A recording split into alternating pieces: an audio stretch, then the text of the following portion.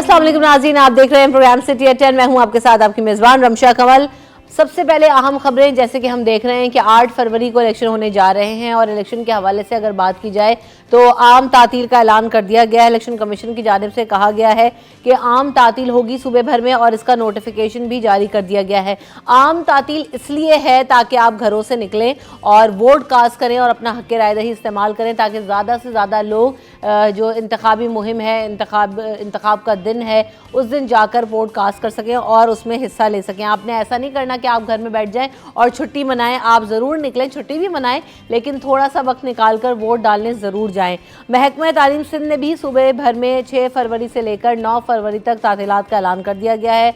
5 फरवरी को जो है 9 फरवरी तक तमाम निजी सरकारी स्कूल कॉलेजेस वगैरह बंद रहेंगे। तातीलात से मुतालिक जो समरी है वो वज़ीर आला हाउस से जो है वो जारी कर दी गई है और ये कहा गया है कि समरी पर जो है वो नोटिफिकेशन भी जारी कर दिया गया है। तो यानी अब 5 फरवरी को तो सूबे भर में कश्मीर डे मनाया जाता है, उसके अलावा 6, 7, 8, 9 यानी तकरीबन 5-6 दिन की छुट्टियां ये आ रही हैं, फिर आगे वीकेंड आ रहा है, तो एक बड़ा जो है वो खासी लोगों को छुट्टियां मिल रही हैं। ख़ास तौर पर स्कूल कॉलेज और जो है यूनिवर्सिटी जाने वाले लोग, उनको एक बड़ा स्पैन मिल गया है छुट्टियां मनाने का और इसमें साथ साथ मौसम भी बड़ा खुशगवार हो गया है। अगर महकमा मौसमियात की बात करूँ तो महकमा मौसमियात ने भी ये पेशगोई की है कि 3, 4 और 5 फरवरी को शदीद बारिश का इम्कान जो है वो जाहिर किया जा रहा है और ये कहा गया है कि मूसलाधार बारिश हो सकेगी। आज भी शहर भर में मौसम खासा अच्छा है, बारिश हो रही है, बूंदाबांदी हो रही है और बहुत ही खुशगवार मौसम है। तो आगे जैसे छुट्टियां आ रही हैं तो उसमें भी लगता है कि मौसम बहुत अच्छा होगा। इसके अलावा कराची में स्कूल में जो सरगर्मियां वो भी जारी हैं। जमात इस्लामी की ख़वातीन वर्कर्स ने सरकारी स्कूलों में इंतखाबी मुहिम का आगाज़ किया हुआ है और इसकी एक वीडियो भी वायरल हुई जिसमें ख़वातीन वर्कर्स क्लास में बच्चों में जमात इस्लामी के पम्फलेट तक़सीम कर रही हैं। ये वीडियो भी आप देख सकती हैं कि आपने घर जाकर ये कहना है कि जमात इस्लामी को वोट दें। ये वर्कर्स ने क्लास में इंतखाबी मुहिम जो है वो चला रही हैं। निजी स्कूल के मालिक ख़ुद भी बच्चों की डायरीज़ में अपने पम्फलेट भेज चुके हैं। इससे पहले ये भी हमने खबर चलाई थी। तो ये भी मामला हमारे सामने है कि स्कूल्स में जो है वो इस तरह से पॉलिटिकल एक्टिविटीज़ हो रही हैं, सही है गलत है, इस पर भी तज्जिया करेंगे। उसके अलावा आम इंतखाबात में फुल प्रूफ सिक्योरिटी के कड़े इंतजाम किए गए हैं, जिसने 625 एहलकारों इजाफी नफरी जो है वो कराची पुलिस के सुपुर्द कर दी है और ये कहा गया है क्योंकि ये इसलिए किया जा रहा है कि अभी तकरीबन जो 90% जो पोलिंग स्टेशन हैं उनको हसास करार दिया गया है और ये कहा गया है कि सख्त सिक्योरिटी की ज़रूरत होगी। Crime, welfare training, legal branch और IT विंग समेत 22 मुख्तलिफ शोबे हैं जिनसे 500 एहलकार ड्यूटी देंगे और ये तैनात किए जाएंगे। तो इस हवाले से भी हम देख रहे हैं खासा बजट भी पास किया गया है, फोर्स भी बढ़ाई जा रही है। अब इंतखाबात में इनकी परफॉर्मेंस कैसी होती है और स्मूथ इलेक्शंस हो जाएं, ये सबसे बड़ी इस वक्त टास्क है, ये सबसे बड़ी जो चीज़ है जो कि कराची में होनी है और उसको ये कहा जा रहा है कि सिक्योरिटी को खासा मलूत खातिर लाना होगा, बेहतरी के इंतजाम करने होंगे क्योंकि अभी से ही हम देख रहे हैं कि बहुत ज़्यादा हालात कशीदा हो रहे हैं। हमें जो है वो डिफरेंट खबरें आ रही हैं, तो इस हवाले से जो है उसको ज़रूर फंक्शन कराना होगा। उसके अलावा इंतखाबी मुहिम की अगर बात की जाए तो शहर भर की जो दीवारें हैं उसमें हम देख रहे हैं कि सियासी मजहबी उम्मीदवारों के जो वॉल चॉकिंग की जा रही है और दीवारों को मैं तो कहती हूँ कि गंदा किया जा रहा है क्योंकि आप ये देखें कि वॉल चॉकिंग के अगेंस्ट अदालती हुकाम के बावजूद हम देखते हैं कि शाहराहों पर और जो हमारा शहर है उसमें ना सिर्फ जो है ये आप अभी तो इलेक्शंस हैं, उसके अलावा भी हमें नज़र आता है कि वॉल चॉकिंग हुई होती है, स्कूल्स वाले कर रहे होते हैं।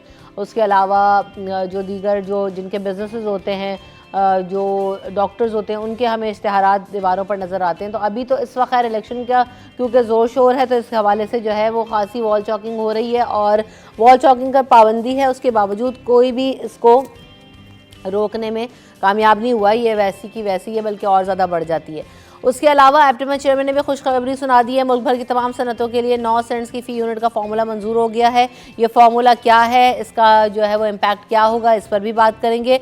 उसके अलावा 6 फरवरी से बाकायदा तौर पर IT क्लासेस जो कि गवर्नर हाउस में स्टार्ट करने के लिए कहा गया था वो भी शुरू होने जा रही हैं। 24,000 स्क्वायर फुट पर कंप्यूटर हॉल बनाया गया है, बहुत बड़ा कंप्यूटर हॉल बनाया गया है और ये 1 साल का कोर्स है जिसमें पाकिस्तान में अगर ये बच्चे अगर पास आउट हो जाएंगे, सीख जाएंगे तो करोड़ों डॉलर्स आ सकेंगे। 50,000 बच्चे जो टेस्ट पास करके आए हैं वो अहल हुए हैं और उन क्लासेस का हिस्सा लेंगे। और ये भी आपको बताएं कि बाहर से भी ट्यूटर्स बुलवाए गए हैं इन कोर्सेज को ट्रेन करने के लिए, उन बच्चों को ट्रेन करने के लिए।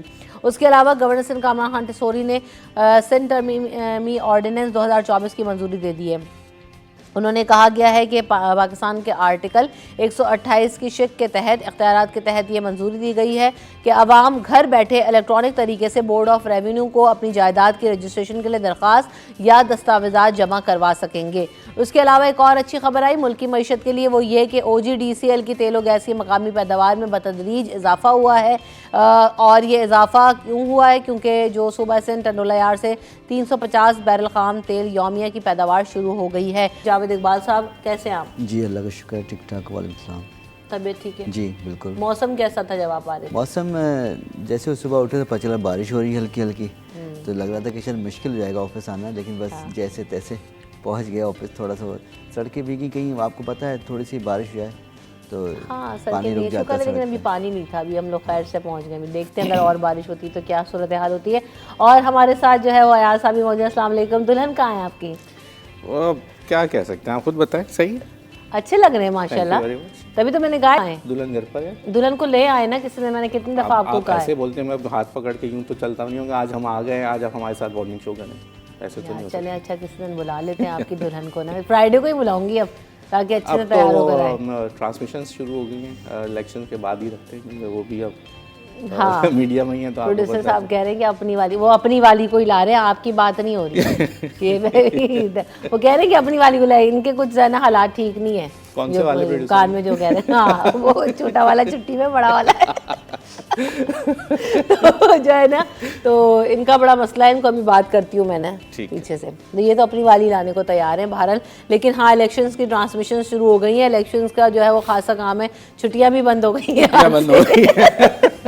तो जनाब ये तो है, लेकिन इलेक्शन की छुट्टी भी बंद है। आपकी छुट्टी मेरी तो ऑलरेडी महीने 2 महीने से बंद ही है। संडे को भी, सैटरडे को भी शो हो रहा है। संडे को शो नहीं है, मैंने तो भी जोड़ते नहीं। संडे को तो है ना, और बाकी तो सरकार की छुट्टियां हो रही हैं, भले सूबाई गवर्नमेंट हो फेडरल गवर्नमेंट हो, लेकिन मुख्तलिफ जैसे मीडिया वालों की छुट्टियां बंद हो। हाँ ये बात सही है। हम लोग हमारी आगे यानी मजीद 2 दिन आगे तक जो होता है उसका इम्पैक्ट आ रहा होता है, तो मजीद हाँ बिल्कुल इलेक्शन सब एंजॉय करके रेडियां करके सो जाएंगे और हम कंपाइलिंग में और उसमें लगे हुए हैं। हाँ बिल्कुल ऐसे बहुत टफ काम होता है यकीनन, लेकिन हाँ ये भी बहुत जिम्मेदारी का काम है। लेकिन मौसम बहरहाल अच्छा है। इलेक्शन के मौसम पे तो बात करेंगे, लेकिन मौसम क्योंकि शहर में बहुत अच्छा है तो हम बात करते हैं। हमारी नुमाइंदा आयमा खान हमारे साथ मौजूद है, उनको शामिल करते हैं। अस्सलाम वालेकुम आयमा, कैसी हैं आप? और आज कहाँ पर मौजूद हैं? शहर भर में तो बारिश हो रही है, कहाँ कहाँ कितनी बारिश हुई और आइंदा मौसम कैसा रहेगा? वालेकुम अस्सलाम रमशा। देखिए इस वक्त मैं जो है वो सीव्यू पर मौजूद हूँ और शहर का मौसम हमने देखा कि सुबह सवेरे से ही खासा खुशगवार था।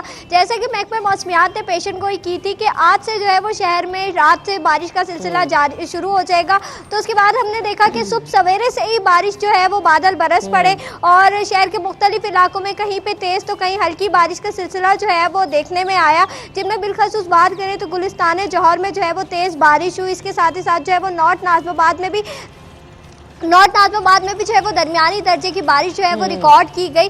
इसी के साथ ही साथ इस वक्त जो सूरज है वो अपनी भरपूर आबोताब के साथ चमक रहा है। सूरज की किरणों ने जो है वो शहर को अपनी लपेट में लिया हुआ है, लेकिन शुमाल मशरिकी सिम से चलने वाली हवाओं के बायस जो है वो मौसम जो है वो इस वक्त गर्म नहीं बल्कि थोड़ा थोड़ा सर्द महसूस किया जा रहा है। और महकमा मौसमियात यही बता रहे हैं कि शहर कायद के लोगों को परेशान होने की ज़रूरत नहीं है। ये 12 से लेकर 3 बजे 2 बजे तक का टाइम है जिसमें सूरज जो है वो अपनी आबोताब दिखाएगा, जबकि इसके बाद जो है वो मौसम जो है वो तब्दील हो जाएगा, मौसम जो है वो करवट बदल जाएगा।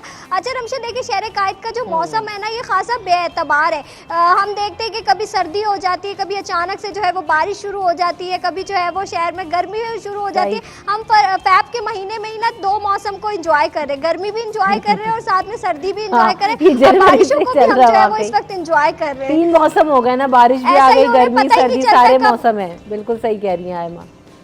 बिल्कुल ऐसा ही, बड़े खुशकिस्मत है कराची वाले के एक ही महीने में इतने सारे मौसम एंजॉय करने को हमें मिल रहे हैं कि गर्मी भी होती है, सर्दी भी हो रही है और बारिश भी हमें मिल रही है। तो एक ही महीने में इतनी सारी चीजें, लेकिन बड़ा कंफ्यूजिंग हो जाता है आयमा, और उसकी वजह यह है कि समझ नहीं आ रहा होता कि अभी गर्म कपड़े पहन के बाहर निकलना है कि जो है वो नॉर्मल कपड़े पहन के निकला जाए। अगर आप कुछ हुडी वुडी या कोई स्वेटर कोई शॉल लेके निकल जाए तो जी गर्मी हो रही होती है, शाम में थोड़ी सी सर्दी हो जाती, तो ये तो है। अभी ये कहा गया कि 3, 4 और 5 फरवरी को खासा ठंडा स्पेल होगा और तेज बारिश होगी गरज चमक के साथ। क्या खबरें इस हवाले से आयमा आपके पास? बिल्कुल ऐसा ही है, ऐसा ही है। महकमे मौसमियात ये बताते हैं कि आज से जो स्पेल शहर कायद में जिसने एंट्री दी है, तो ये स्पेल जो है वो मजीद 4 तारीख तक जारी रहेगा और 6 तारीख से महकमे मौसमियात ये बताते हैं कि 6 फैब से जो है वो शहर में सर्दी की शिद्दत में जो है वो इजाफा हो जाएगा। आप देखते हैं कि महकमे मौसमियात की पेशन गोई कितनी दुरुस्त साबित होती है, क्योंकि बारिशों के हवाले से भी पेशन गोई कर दी है। और इस वक्त तो हम सी व्यू पे मौजूद हैं। शहरी जो है वो शहर कायद में थोड़ी सी बारिश होती है और शहरी जो है वो समंदर किनारे पहुंच जाते हैं मौसम को एंजॉय करने के लिए। और इस वक्त भी जो है वो सुबह सुबह आ गए लोग, बड़ी तादाद जो है वो सी व्यू पर आ गई।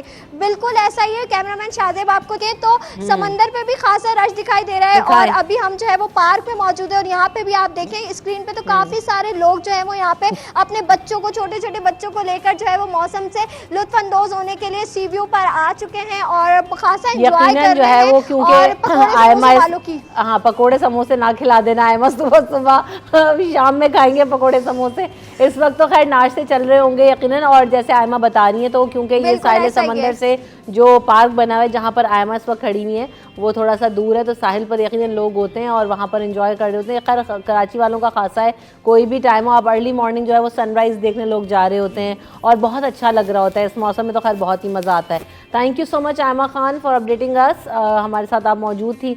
अच्छा, अब ज़रा कुछ सियासी मौसम की भी बात कर लेते हैं। कराची भर में जो है वो सियासी सरगर्मियाँ उरूज पर हैं, लेकिन वॉल चौकिंग पर पाबंदी होने के बावजूद हम देखते हैं कि जावेद भाई मुस्तकिल हो रही है, अदालती अहकामात को भी जो है वो मलूज़ खातिर नहीं लेकर आते हैं और सियासी हों पार्टियां हों, खैर आम दिनों में तो हो ही रही होती है, उसको कंट्रोल भी किया गया है, लेकिन इस वक्त तो कोई दीवार आपको खाली नज़र नहीं आ रही। दीवार क्या, कोई पोल, कोई बड़े होर्डिंग्स जो बाकायदा इश्तिहारी कंपनी ने वो टेंडर दे के ख़रीदा हुआ होता है कि वो साल के लिए, महीने के लिए देते हैं किराए पर उसे, वो तक वो सियासी जमातें वहाँ अपने तशहीर के बोर्ड लगा देती हैं, अपने पैनफ्लेक्स लगा देती हैं। अच्छा, दूसरा है कि बहुत सारी शहर में अच्छी दीवारें जैसे क्लिफ्टन अंडरपास की, वो बड़ी मार्बल लगा के उन्होंने बनाया, टाइलें लगाई, वहाँ भी आप चॉकिंग कर देते हैं।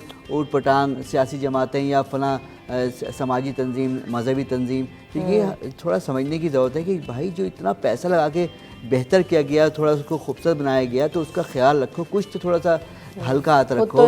कोई हल्का हाथ नहीं रखते। मुख्तलिफ जो लोग असल में हम अपनी बारी में भूल जाते हैं, दूसरी बारी याद रखते हैं। तो मुख्तलिफ सियासी जमातें आती हैं, जब वो हुकूमत में होती हैं तो दूसरों को नसीहत करती हैं, या हुकूमत से हट जाती हैं तो दूसरों को नसीहत, हाँ यही करती हैं। तो आप देखें कोई पोल नहीं बचा। ठीक है, इलेक्शन है, सियासी मुहिम चलाने के लिए आपको बैनर लगाने हैं, झंडे लगाने हैं, आपको छोटे झंडे लगानी है, बड़े होर्डिंग्स बोर्ड लगाने हैं, लेकिन आप ऐसा ना करें कि वो शहर में बदनुमा लगे, चीज़ें ख़राब दिखाई दें। और ख़ासकर वो जगह जो काफ़ी पैसे लगा के बनाई गई हैं, उनको मैंने बहुत जगह देखा। आप लजबिला ब्रिज जब नया बना, ये लजबिला गोलीमार को और सेंट्रल को ईस्ट से मिलाता है, लजबिला ब्रिज है, वहाँ उन्होंने टाइलें लगाई बड़ी खूबसूरत सी, फूल पत्तियों वाली पुल के दोनों तरफ, लेकिन उन्होंने कुछ लोगों ने वहाँ भी चॉकिंग कर दी। ये क्लिफ्टन अंडरपास पे चॉकिंग कर दी। अच्छी अच्छी जगह, यानी बड़ी मेहनत से, बड़े पैसे लगते हैं सरकार के, वो चॉकिंग करके चले आते हैं। भाई आप ज़रा ख्याल कर लो, वो उन दीवारों पर कर लो जो फारिग हैं, जो ग्राउंड की दीवारें, वहाँ कोई किसी की मलकियत नहीं, ना वहाँ टाइलें लगी हैं, ना कुछ लगा है। आप हल्का हाथ ही नहीं रखने को तैयार है। ये हमें थोड़ा सियासी आप करें मुहिम जितनी चलानी, लेकिन थोड़ा सा शऊर आना चाहिए और जो आपको ख्याल करना चाहिए कि सिविक सेंस भी कुछ होता है, उसको लेके चलें और ख्याल करें कि हमारी अपनी चीज़ें ओन करें। अपनी बिल्कुल ऐसे अपनी चीज़ों को हम लोग ओन नहीं कर रहे होते। और वैसे मुझे ओन करने से याद आया, वो एक मुहिम भी तो चलाई गई थी, आई ओन कराची, उसमें इन्हीं चीज़ों के ऊपर काम करने के लिए कहा गया था काफ़ी टाइम पहले मुस्तफ़ा कमाल साहब के दौर में। खैर, लेकिन बहरहाल बात यही है कि अभी तक वाकई हम शहर को अपने ओन नहीं करे। तो इलेक्शंस हैं, परेशान हो रहे हैं, क्यों इतनी मुश्किल से मोमेंटम बना है वो इलेक्शंस का, अब आप लोगों को चॉकिंग बुरी लग रही है। खैर, लेकिन जो गलत है वो गलत है वो ठीक है, लेकिन इलेक्शंस के बाद जो है वो उनको टाइम दे दिया जाए। जिनकी चॉकिंग है उन्हीं को बोलें कि भाई आपकी चॉकिंग हुई हुई है, ज़रा आप आके इसको अब दोबारा से जिस कंडीशन में था वैसे ही करते हैं। छुपा हुआ तो आदमी नहीं होगा ना, कैंडिडेट का नाम भी लिखा हुआ, हल्का भी लिखा हुआ, जो जीत के आ रहा है, जो है जिसकी है, जो हारा है उसको भी बोलते हैं भाई 3 दिन का टाइम है, ये आप करते हैं वरना आपके ऊपर भी जुर्माने होंगे। तो तो ये तरीक़ेकार हो सकता है, लेकिन उनको ये जावेद भाई वाली बात बिल्कुल सही है, सिविक सेंस की ज़रूरत है कि जहाँ अब टाइल्स पे कर देंगे तो अगर उस पर पेंट स्प्रे पेंट कर दिया तो इतनी आसानी से नहीं उतरेगा, क्योंकि उसका फिर वो खुरचने में उसका प्रिंट ही साफ़ हो जाए, पूरे टाइल ही चेंज करने पड़ेंगे वो तो ये इस तरह की चीज़ें ना करें। शहर में देखी मैंने बहुत सारी जगहों पे ऐसे नालों की दीवारों के ऊपर चॉकिंग होते हुए भी देखी है। नाज़िमाबाद के अंदर जो नाले हैं उनके ऊपर आज़ाद उम्मीदवार ने इस दफ़ा ज़्यादा जो है वो पैसे कम खर्च करने के लिए, क्योंकि चॉकिंग थोड़ी सी सस्ती पड़ती है बानिस्बत के, वो पैनाफ्लेक्स का वो स्टीमर बना के पोल्स पे लगाए, वो एक ठेका देना पड़ जाता है, वो दूसरी चीज़ों लेकिन बहरहाल ये वाली बात भी सही है कि आप जो है ना उनको तंबी करें कि आप इसको बाद में रिस्टोर करें उसी पुरानी हालत में। यहाँ पर हम कोई ब्रेक लेते हैं, ब्रेक के बाद हाजिर होंगे।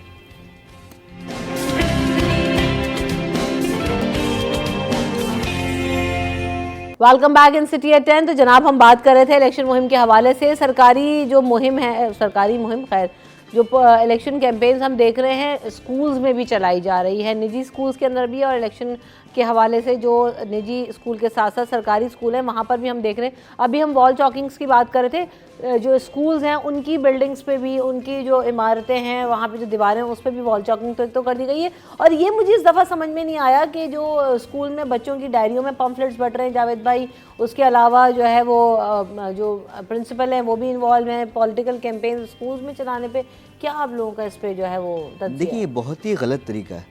ये बिल्कुल किसी भी सूरत में आप स्कूल में किसी सियासी जमात की तशहीर ना करें, उसकी मुहिम ना चलाएं, इंतखाबी मुहिम या कोई भी मुहिम। ये कुछ सियासी जमात और कुछ मजहबी जमात ख़ास तौर पर बताऊंगा वो हैं जो ये काम कर रही हैं। ये गलत तरीका है। जमात इस्लामी ने पम्फलेट्स जमात इस्लामी है, नाम क्यों छुपाते हैं? वीडियो आ गई अब तो। हाँ जमात इस्लामी है, गलत तरीक़ाकार है। वो प्राइवेट में भी कर रहे हैं और सरकारी में भी कर रहे हैं। ये किसी भी तौर से काबिल कबूल नहीं है कि आप अपनी मुहिम बच्चों पे आप सियासी उनके देखें।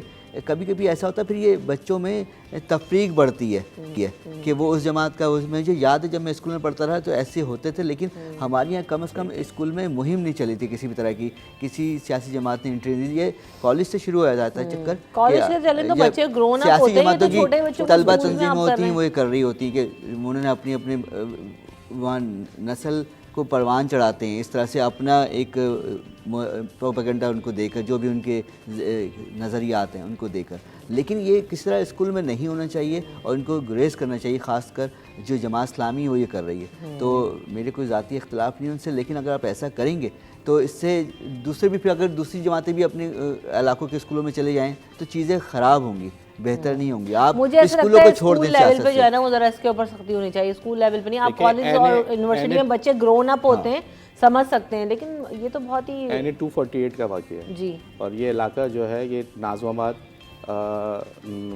से लेके ये पूरा न्यू कराची से जो आगे पूरा मुतसिल पूरा ये बहुत बड़ा इलाका है जिसका ये वाक़या बताया जा रहा है। तो यहाँ पे ये सेंट्रल में आता है। तो ये जमात इस्लामी अपनी एक मुनज़्ज़म जमात है। इस तरह की हाफिज़ साहब बड़े रोज़ाना प्रेस कॉन्फ्रेंस करके लोगों पे बड़ी बड़ी तनकीदें करते हैं। तो कम से कम तशरीह करने के लिए आपको स्कूल ही बचे थे, आपने पूरे शहर में आपकी तस्वीरें लगी हैं, कोई पोल कोई गली में ऐसा नहीं है जहाँ पे बैनर नहीं लगा हो। मैंने जमात इस्लामी ने इस वक्त सबसे ज़्यादा अगर कैंपेन पे खर्चा हुआ है तो वो जमात इस्लामी ने किया है इस कराची शहर में इस वक्त तक। अच्छा, जो नज़र आ रहा है उन जगहों भी अपने बैनर पैनाफ्लेक्स लगा दिए जो जहाँ लिखा होता है कि जैसे लियाकताबाद इधर है, नाज़िमाबाद इधर है, शहर के बोर्ड होते हैं ना आपको रहनुमाई के लिए होते हैं, सड़क पे मेन शाहराहों पे, शाहरा फैसल या यूनिवर्सिटी रोड पे, उस पर भी आपने अपने बैनर लगा दिए, उसके ऊपर भी लगा दिए। ये इतनी लगी हुई है कि किस तरह से कोई नाम छुप ना जाए, कोई जगह रह ना जाए। और ये उन लोगों के लिए होते हैं जो बाहर से इंग्लिश में उर्दू में लिखा जाता है कि एयरपोर्ट इधर है, गुलशन इधर है। तो नया आदमी अगर शहर में आए से उसकी रहनुमाई होती है इस तरह से, जो नहीं जानता है शहर को। लेकिन आपने वो जगह भी नहीं छोड़ी, तो थोड़ा सा हल्का हाथ रख लें। इलेक्शन के बाद भी जिंदगी है, उसके बाद मैं तो कह रही हूँ भाई काम ऐसे कर जाते हैं लोग, जितने भी कैंपेन्स करें, खाली जमात इस्लामी नहीं, लेकिन काम ही ऐसे कर जाए ना कि ये इन चीज़ों की ज़रूरत कम पड़े, ज़रा याद दहानी करानी पड़े। देखिए बल्दियाती इलेक्शन से उस वक्त भी हाफिज़ साहब की तस्वीरें और इतनी अपनी तशरीह, अब MPA बनने, अब उसके बाद क्या ये बल्दियात के इलेक्शन दोबारा होंगे जहाँ जहाँ से जमात इस्लामी के इस वक्त UC चेयरमैन भी खड़े हुए हैं इलेक्शंस के अंदर। अगर वो मुंतखब हो जाते इन केस तो फिर क्या दोबारा अब बल्दियात के इलेक्शंस होने जाएंगे? तो या तो कोई इस तरह का भी एक देखें, हमारे पास पैसे कम हैं, हम आए दिन मईशत की बातें करते हैं, आगे आपके सेकंड में ख्याल मजीद इसके ऊपर भी हमने बात करनी है। लेकिन आप ये देखें कि गरीब मुल्क, एक कर्जा मांगने वाला मुल्क, एक IMF के प्रोग्राम में चलने वाला मुल्क, क्या ये बर्दाश्त कर सकता है कि आप इस तरह की चीज़ें करें, पूरे शहर को इलेक्शंस के नाम पे आप बर्बाद कर दें। अरबों रुपए के जो है ना वो बजट्स पास हो चुके हैं। 47 अरब रुपए जो है इलेक्शन पे खर्च हो रहे हैं पाकिस्तान में, कौमी सूबाई असम्बली के इलेक्शन में 47 अरब रुपए एक बहुत बड़ी रकम है। हम किसी से, आपको पता है किसी के IMF से हम ले लेके मांग मांग के थक गए, वो भी आए दिन मना कर देता है, अब नहीं ऐसे नहीं देंगे, अब नहीं आना, अब नहीं आना, लेकिन हम फिर पहुंच जाते हैं उसके पास। नहीं तो IMF की शराइत भी तो इतनी मुश्किल है। वो तो बहुत खुश नहीं, है, वो टैक्स लगाने को कहता है हाँ, ना, मेरे पैसे भरो। टैक्स अभी एक सुन रहे हैं कि बिजली की कीमत में भी फरवरी में 5 रुपए इजाफा होने जा रहा है। कल पेट्रोल की कीमत में जो है वो 13 रुपए का इजाफा हुआ। तो मतलब आप बताएंगे कहाँ जाएगा। अभी तो लोगों के कराची में जो गैस के बिल आए हैं उस पे लोगों की चीखें निकल गई। गैस नहीं थी कल मुझे पता चला है कि जी लोगों के 15-15 हज़ार रुपए बिल आए और वो ये कह रहे हैं कि हमारी तो महीने भर गैस ही नहीं है। भाई 5,000 रुपए का सिलेंडर लगा पूरे महीने में मुझे, और 3,000 रुपए का बिल, जिसके पूरे महीने गैस ही नहीं थी, 3,000 रुपए का बिल भेज दिया उन्होंने। ना होने के बाद जी, ना होने के बाद 3,000 रुपए। एक हमारे मुझे अजीज हैं, 9,000 उनके यहाँ तो 10,000 रुपए की गैस 70,000 रुपए का बिल आया हाँ गैस हाँ का। ये सही है, याद दिलाया। यार हमने बकरे भी तो आप ही पका के खाते हैं, आप ही कह रहे थे बकरे को। नहीं, मुझे लगता है इन्होंने सही याद दिलाया। वो एक मतलब मेरे घर में भी 10,000 का बिल आ गया था गैस का। तो मैंने सख्त एहतजाज किया उनके ऑफिस में जाके, सुई गैस सदरन गैस के। मैंने कहा क्या मैंने अपने घर में जावेद निहारी खोल ली है, क्या हो गया भाई, क्यों दिया 10,000 का? फिर उन्होंने चेक किया, एक दो बंदे आए, बोला हाँ ये हमसे गलती हो गई। मैं गलती हो गई तो आपका रवैया माजत खाना होना चाहिए हर सूरत क्या में। बिल लेके घूम रहे हैं? एक तो बिल कितना छोटा सा है, बिल बड़ा क्यूट हो तो गया। मैंने बिल क्यूट हो गया, उस पे 2 बर्गर भी बने हुए हैं। आप ये देखिए कहीं से भी वो तो फिर उन्होंने कमाना सुनिए, छोड़ एक मिनट रुके, बिल पे आते हैं जरा। मैंने उनसे कहा कि आपने कह दिया हाँ गलती हो गई। मैं कहा गलती नहीं होगी, आपका रवैया बिल्कुल माजत खाना होना चाहिए। आपको मुझे लिख कर माफ़ी मांगनी चाहिए कि आपकी वजह से मैं ख्वार हो रहा हूँ, इधर उधर अपने काम काज छोड़ के आपके दफ्तर के चक्कर लगा रहा हूँ कि इतना आपने बिल भेज दिया। फिर तो वो मैंने कम किया उन्होंने, वो कर लिया, लेकिन एक उनका रवैया माजत खाना चाहिए। वो ऐसे सरकारी स्टाइल में बात कर रहे होते हैं। हाँ वो एक हमसे हुई, ये आप लिख कर दो मुझे कि हाँ भाई इदारे से गलती हुई है। आप बिल फ़ौरन यूँ बना के भेज देते हो। ये देखिए लोग परेशान हो रहे हैं ना, चक्कर लगा रहे हैं। अच्छा अभी आप ये देखें कि आजकल ये हो रहा है, हर सियासी जमात नारे लगा रही है 300 यूनिट ये हम फ्री के देंगे। यहाँ जब अभी 4 महीने पहले 5 महीने पहले जब बिल ज़्यादा आया लोगों का 1 रुपया किसी का कम नहीं हुआ, और वो कह रहे हम 300 यूनिट फ्री में देंगे। IMF ने कहा है कोई पैसे नहीं कम करने किसी के, इस तरह का कम करो, कर्ज कैसे भरोगे हमारा? फ्री कैसे देंगे? अभी अगले महीने कहा, अगला क्या बल्कि फरवरी स्टार्ट हो गया, कह रहे हैं 5 रुपए तो जो है वो इजाफा होगा। ये आप गैस का बिल लेके क्यों घूम रहे हैं? हाँ भरवाना है अभी, भरवाना क्या है, अभी तो 7 तारीख इसकी आखिरी डेट दी है। 308 यूनिट इन्होंने अब बना दिए हैं, लेट चार्जेस भी जो लगेंगे इसके ऊपर। अब मुझे ये बात समझ नहीं आई, पूरे महीना गैस नहीं थी, मैं झूठ नहीं कह रहा, इसलिए देख आज वो ज़रा अशरफ भाई के साथ बैठ के इसके ऊपर वर्किंग करनी है कि ये 3,080 रुपये का बिल किस मद में आया कि जब गैस थी ही नहीं।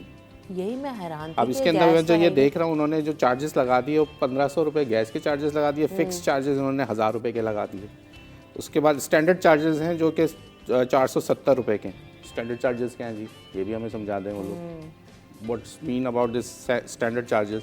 अगर आपने फ्यूल फिक्स चार्जेस भी लगा दिए 1,000 रुपये, जो 80 क्यूबिक फीट जो अपनी गैस यूज़ कर रहे हैं उससे ऊपर की जितने उनके फिक्स चार्ज उससे कम होंगे तो उनके 500 रुपये, और इससे ऊपर की जो भी गैस घरेलू सार्फिन जो यूज़ करेंगे 1,000 रुपये फिक्स हैं। बताएं वो पूरे साल आते रहेंगे ये 1,000 रुपये। आप इस्तेमाल करें ना चिद करें, वो कहते हैं ना, चिद भी उनकी पट भी उनकी। हाँ, ये अगर बात है, गैस का यूनिट कम उठेगा तब भी ज़्यादा लगाएंगे। चल चुके हैं जो सुई सर्दन गैस यानी वाले वाकई हैं, आप ये भी इस्तेमाल करें ना करें, अगर आपने मीटर ले लिया तो आप समझे बस अब बिल भरने के लिए रेडी हो जाएं और ये बड़े बड़े बिल्स आपको मिलते ही रहेंगे। तो ये तो वाकई सूरत हाल बहुत खराब है। 2 फर्द, यानी मुश्किल से कभी खाना पकता होगा या कभी नहीं पकता होगा। कितना पकेगा?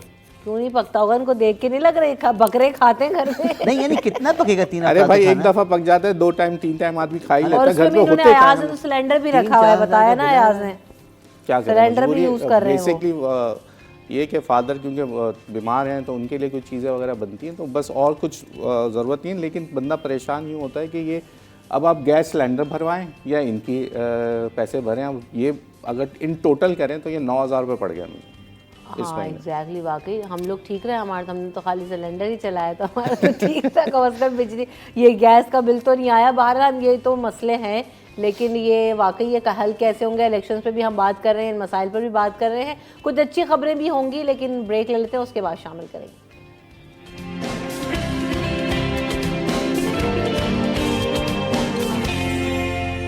Welcome back in the show. तो मुल्क की मईशत के लिए भी कुछ अच्छी खबरें हैं, लेकिन साथ साथ जो है वो सिंध प्रीमियर लीग का भी जिक्र करेंगे। जावेद भाई, कैसे जा रहे हैं मैचेस? नवा रोज है, अभी तो बारिश भी हो रही है, बारिश की वजह से डिले या पोस्टपोन तो नहीं होंगे मैच? एक मैच सिर्फ हुआ था परसों रात को जब बारिश पूरे कराची में हुई थी, तो मैं खुद वहीं था। तो वो मैच दूसरी इनिंग मुमकिन नहीं हो पाई क्योंकि बारिश थोड़ी ज़्यादा हो चुकी थी, तो थोड़े कम वक्त में काफ़ी बारिश हो गई। मीरपुर ख़ास और बेनज़ीराबाद का मैच जो है वो फिर दोनों टीमों को एक एक पॉइंट दिया गया, लेकिन दोनों टीमें टूर्नामेंट से फारिग हो चुकी हैं, यानी बाहर हो गई हैं। और 4 टीमें प्ले ऑफ में आई हैं। अब आज से जो प्ले ऑफ के मैचेस शुरू होंगे, कल तो शायद आफिद ने भी खेला बेनज़ीराबाद की तरफ से, लेकिन उन्होंने 50 की 32 बॉलों पे 4 छक्के 4 चौके लगा के उन्होंने 50 बनाई। लेकिन उनकी टीम जब तक फारिग हो चुकी थी टूर्नामेंट से, क्योंकि वो उन्होंने एक ही मैच खेला और बताया कि इंजरी थी उनको, उसके बावजूद वो खेले और फिर बैटिंग के बगैर फील्डिंग के बगैर घर चले गए क्योंकि वो थोड़ी उनकी तबीयत ठीक नहीं थी। तो लेकिन उनकी जगह ज़्यादा मैचेस खेलते और बेहतर होता कि शुरू से खेलते तो शायद टीम रिदम में आ सकती, लेकिन बाकी खिलाड़ी भी उनके नहीं चले टीम में। पाकिस्तान सिंध प्रीमियर लीग जारी है और इसमें कराची, हैदराबाद, सक्खर, लाड़काना, मीरपुर ख़ास, बेनज़ीराबाद की टीमें हिस्सा ले रही हैं। अब 5 फरवरी को इसका फाइनल है और हैदराबाद बहादुर्स की टीम है, वो सबसे अच्छी अभी जारी अब तक, बेहतर खेल का मुजाहरा। उसमें अनवर अली हैं, उसमें आपके मिसबाउल हक हेड कोच हैं। हर टीम के साथ नाम जुड़े। कल शोएब अख्तर भी आए थे, वो क्योंकि एक टीम के वो भी ब्रांड एम्बेसडर हैं। उसके अलावा अली जफ़र गुलकार, वो भी ब्रांड एम्बेसडर हैदराबाद बहादुर्स के, वो भी कल आए, शायकीन से मिले। तो एक अच्छा सा एक मेला लगा हुआ है। ये भी अच्छा है कि चले ये सिंध की हो रही है। PSL में तो हम देखते हैं स्टार्स नज़र आ रहे होते हैं, आ भी रहे होते हैं, लेकिन अगर ये सिंध प्रीमियर लीग है और प्रोविंस बेस्ड है, लेकिन उसमें भी जो है इन्होंने फेसेस को इंडल्ज किया, तो ये बहुत अच्छा है, कम से कम एक अच्छा मैसेज जाता है। उसके अलावा अंडर 19 वर्ल्ड कप की अगर बात की जाए तो वो बड़ा जो है ना, उसमें पाकिस्तान अच्छी परफॉर्मेंस इसमें जारी है और सुपर 6 में पाकिस्तान टीम अब खेल रही है। अब सुपर 6 से जो है देखते हैं आगे कितने मैचेस जीत के बेहतर क्वालिफाई करती है अगले मरहले के लिए, नॉकआउट के लिए। तो परफॉर्मेंस अब तक काफ़ी अच्छी जारी है। खासकर कुछ लड़के हैं, 7 बेग हैं, कराची के कप्तान हैं पाकिस्तान टीम के। और आपको बताऊं कि 2 बार पाकिस्तान ने अंडर-19 वर्ल्ड कप जीता है। एक बार खालिद लतीफ़ कप्तान थे और 2006 में ये सरफराज अहमद कप्तान थे, और एक बार फिर कप्तान कराची का तो नेशनल टीम में आए। हाँ, तो ये एक प्रोसेस होता है टीम में जाने का, एक सीढ़ी है। तो इससे अच्छी परफॉर्मेंस करेगा, यकीनन नज़र में आता है सिलेक्टर्स के। और अंडर 19 एक आपको पाकिस्तान टीम में डोमेस्टिक सीज़न खेलने से पहले ये एक बड़ा एक अहम मौका है कि आप अपनी परफॉर्मेंस शो करें और सिलेक्टर्स को मुतासर करें अपनी परफॉर्मेंस से। तो परफॉर्मेंस हो रही है।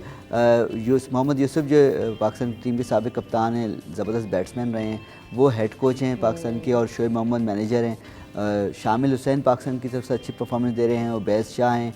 तो मुख्तलिफ खिलाड़ी। शामिल हुसैन आपको बताऊं, हमारे एक एंकर हैं, सीनियर एंकर टीवी के, उनके बेटे हैं जो इस्लामाबाद में होते हैं, तलत हुसैन। तो लेकिन परफॉर्मेंस अच्छी, कोई सिफारिश पे नहीं आए। तो मैं हमेशा कहता हूँ, और वो खुद बहुत शौक से क्रिकेट अभी भी खेलते हैं इस्लामाबाद में, उनकी क्लब क्रिकेट जारी है इस्लामाबाद में, उन्होंने अपने क्लब बनाया हुआ। तो वालिद और साहबजादे दोनों एक ही टीम में मैच भी खेल रहे होते हैं। तो इतना शौक है तलत साहब को, तो उन्होंने अपने बेटे को में भी वो शौक आगे उसको परवान चढ़ाया, और बेटे ने परफॉर्मेंस शो की। हर मैच में यहाँ मुख्तलिफ सीरीज़ हुई, वहाँ भी परफॉर्मेंस दी है शामिल हुसैन ने। तो टीम के तौर पे खेल रही है अंडर 19 में, उम्मीद है कि अच्छा रिजल्ट आएगा।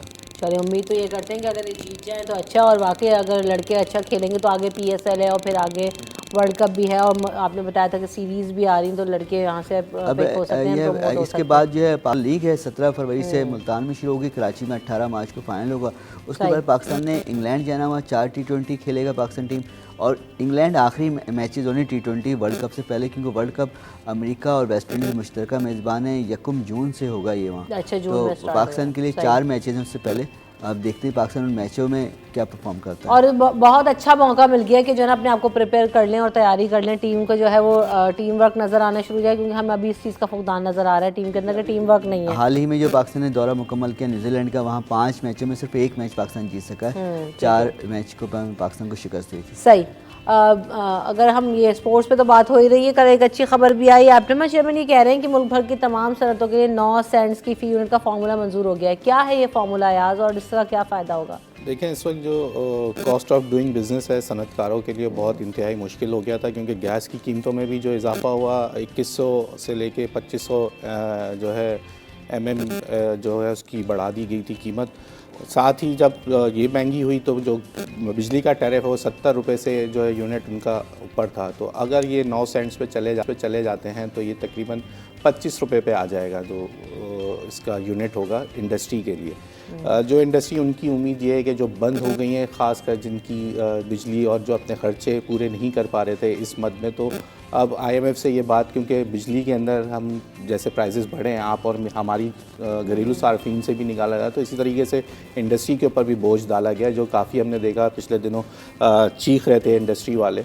तो अब उनसे अप्रूवल लेना पड़ता है हमें कोई भी रद्दोबदल करने के लिए। तो IMF ने अब जो है ये ख़बरें आ रही हैं कि इजाज़त दे दी है कि उनको 9 सेंट्स के ऊपर यानी कि पाकिस्तानी 25 रुपये के हिसाब से जो है वो यूनिट पड़ जाएगा। तो जिसकी वजह से अब जो बंद इंडस्ट्री थी तकरीबन 45 रुपये का उनको डिफरेंस मिल जाएगा, एक कुशन मिल जाएगा जिसके तहत ये अपनी दोबारा से इंडस्ट्री सबको मिलेगा या ये पर्टिकुलर उन्हीं को मिलेगा जो नहीं चला पा रहे थे? अगर कोई कैटेगरी बनाएंगे क्या करेंगे? इंडस्ट्री के लिए है ये, पूरी कमर्शियल इंडस्ट्रीज वालों के लिए है जो कमर्शियल बिजली गैस नहीं तो कैसे देंगे, कहाँ से आएगा? अब ये एक बड़ा सवालिया निशान है कि जहाँ हम ये देख रहे हैं कि हम कैपेसिटी मद में जो 300 ट्रिलियन का इस वक्त बोझ जो है वो हम पे डाल दिया गया है, और वो बोझ भी जो बिजली के प्लांट ज़्यादा हैं, बिजली की कंजप्शन कम है। मियाँ साहब का शुक्रिया कि वो बड़े बड़े प्लांट्स तो लगा गए लेकिन अब वो चल नहीं रहे, उसकी भी पैसे हमें भरने पड़ रहे। उन्होंने पत्नी कौन सी फिरा था कि जब ये प्लांट्स लग जाएंगे तो ना हमारे पास पैसे हैं कि हम तेल ख़रीद के बाहर से मंगाएं और उसको चला सकें, ना हमारे पास इतने पैसे हैं कि हम RNG या LNG मंगा के इसको चला सकें।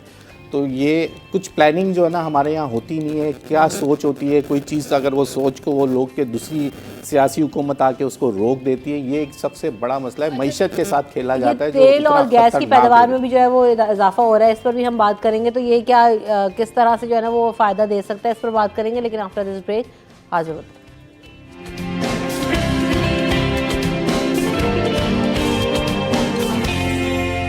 Welcome back in city at 10। तो हम बात कर रहे थे जाने से पहले कि जो कि मुल्क की मईशत के लिए भी एक अच्छी खबर है, वो ये कि OGDCL की तेल और गैस की मकामी पैदावार में बतदरीज इजाफा होगा और हुआ है, क्योंकि जो सुबह सिंध टनोला यार है उसमें 350 बैरल खाम तेल योमिया की पैदावार शुरू हो गई है। उसके अलावा 2,80,000 मौके फिट योमिया गैस की पैदावार शुरू हो गई है। OGDCL ने इस वक्त कोड किया है। तो इसका क्या इम्पैक्ट आएगा अयाज? आपको पेट्रोल सस्ता मिला नहीं, कल तो तेरा अभी तो खैर अभी आई है ना खबर, अभी हम ये नहीं कहते। $5 करोड़ का सालाना कह रहे हैं कि हमें इससे फ़ायदा होगा। अब अल्लाह करे होगा वो, और मैं कहता हूँ आप फ़ायदा हो, लेकिन आपको और मुझे तो पेट्रोल सस्ता मिले। जब हमारे मुकामी सतह पे पेट्रोल निकलना शुरू हो रहा है, उसकी खपत इतनी तो कर दें, कम से कम ब्लेंड करके हमें वो दे दें, हमें सस्ता पेट्रोल दे दें। अच्छी खबरें होना चाहिए। आप नए नए वेल्स ढूंढें, ये जब मौजूद हैं तो इसका मतलब है कि इसके ऊपर तेज़ी से तवज्जो दें, और नई कंपनीज़ को जो है हमारी नहीं आ रही। हमारा अलमिया ये है कि जो गवर्नमेंट्स हैं वो क्योंकि वो इसके ऊपर तवज्जो नहीं दे पा रही, सियासी अनसर्टेनिटी की वजह से पैसे लगाने को लोग तैयार नहीं होते हमारे मुल्क में।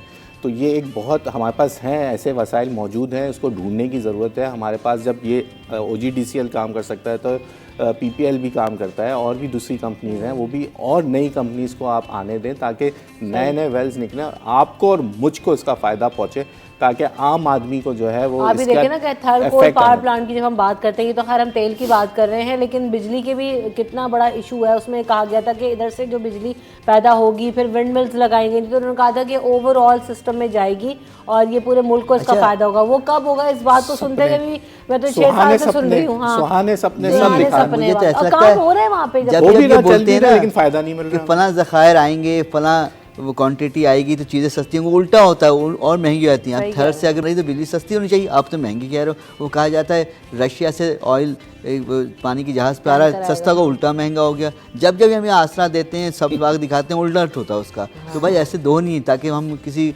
ख्वाब में ना जाए, उसकी सबसे कुछ फैमिली में शिकार ना हो। पैसे नहीं है हमारे पास। जब आपका मुल्क गरीब होता है और आपके पास अपने अखराजात, आपके इंपोर्ट बिल के 3 माह के पैसे जब ख़त्म हो जाते तो आपके जो है ना अलार्मिंग सिचुएशन शुरू हो जाती है। कल भी हमारे जब ज़खायर है तो $8 अरब हमारे पास रह गए हैं अभी मज़ीद। अब इसके अंदर अगर निकाल दें कमर्शियल बैंक्स के तो तकरीबन 6 से 7 अरब डॉलर उनके होते हैं, तो पीछे कुछ नहीं बचा आपके पास। ये अलार्मिंग सिचुएशंस होती हैं, इसकी वजह से आपको दुनिया वॉच कर रही होती है। हालांकि हमारे पास लोग हमें बहुत अच्छी मार्केट समझते हैं, क्योंकि 22 करोड़ आबादी का ये मुल्क है, बहुत बड़ी इसको मार्जिन समझा Full जाता of है। youth है। यूथ है, चीज़ें काम करने के लिए हैं, लेकिन बात वही है कि आपके पास पैसे नहीं है, क्योंकि पैसे का जो हम जो फजूल खर्चियाँ, जो शाही खर्चियाँ हैं, उसके ऊपर कंट्रोल करना अभी तो बहुत आप ज़रूरी इलेक्शन है। का ही बजट सिर्फ देख लें आप तो इलेक्शन का उसके- बजट देख उसको लें। जब कैटेगोरिकली बता आपको रहे ये बात मैं बता दूं, ये हुकूमत जाने के बाद 15 मार्च से जब नई हुकूमत बनेगी, इसके पास पैसे नहीं होंगे मुल्क चलाने के लिए। आपको IMF का एक और प्रोग्राम हर हाल में लेना है और उस पर जाना पड़ेगा। वो जब आप जाएंगे तो उसकी आप बात शराइत सोच हम लें। जानते हैं। अभी यहाँ पर हैं तो उसके बाद शराइत कहाँ पहुँची हुई है? नहीं तो तनख्वाहें नहीं बढ़ रही, लोगों के पास रोज़गार के वैसे ही मौके नहीं है, ये सर्वाइवल कैसे होगा, क्या करेगी आवाम? और वैसे इतनी ज़्यादा मायूसी फैल रही है, तो कहा गया इलेक्शन के बाद सब सही हो जाएगा। ये जो मंशूर आ रहे हैं ये तो ऐसा बता रहे हैं, वही सब्ज बाग दिखा रहे नहीं हैं, दिखा तो सकते। कैसे होगा ये आवाम के अंदर? तो और ऐसा ज़्यादा कह रहे हैं जैसे बेचैनी हम फैल जीत जाएगी। के आएंगे तो सोने की कान निकल आएगी मुल्क में, वो जीत के आएंगे। भाई कोई भी जीत के आएगा, मैं कह रहा हूँ कोई भी आएगा, किसी के लिए ये ज़बरदस्त किस्म का माहौल नहीं होगा। बहुत ही मुश्किल वक्त आने वाला है और मुश्किल से मुश्किल आ रहा है। हम तो देख ही रहे हैं जब से ये, बल्कि बाल इसी सुन के सफ़ेद हो गए, या हालात को देख के सफ़ेद हुए पहले से। तो मुझे तो हालात से खौफ हो रहा है कि जितने बुरा वक्त आने वाला है पाकिस्तान मज़ीद इलेक्शन होने हैं, कुछ भी होगा, लेकिन जो आप उसकी जो क्राइसिस है, बहरान है, वो मज़ीद से मज़ीद ख़राब तर होता जा रहा है हमारे यहाँ। तो अल्लाह रहम करे। जो ऐसा नहीं कि कुछ सोने की काल निकलने वाली इलेक्शन में, जो नया प्राइम मिनिस्टर आएगा, नई हुकूमत आएगी, वो अचानक बोलेगी फला जगह से, जैसे पिछले दौर में कहा गया समुंदर से तेल निकल रहा है, वही तो बताएं कहाँ गया वो तेल? कितने दिन हम यही लग रहे हैं, आज पहुंच गए, आज तक निकल आए। आज भी उसकी हकीकत क्या थी?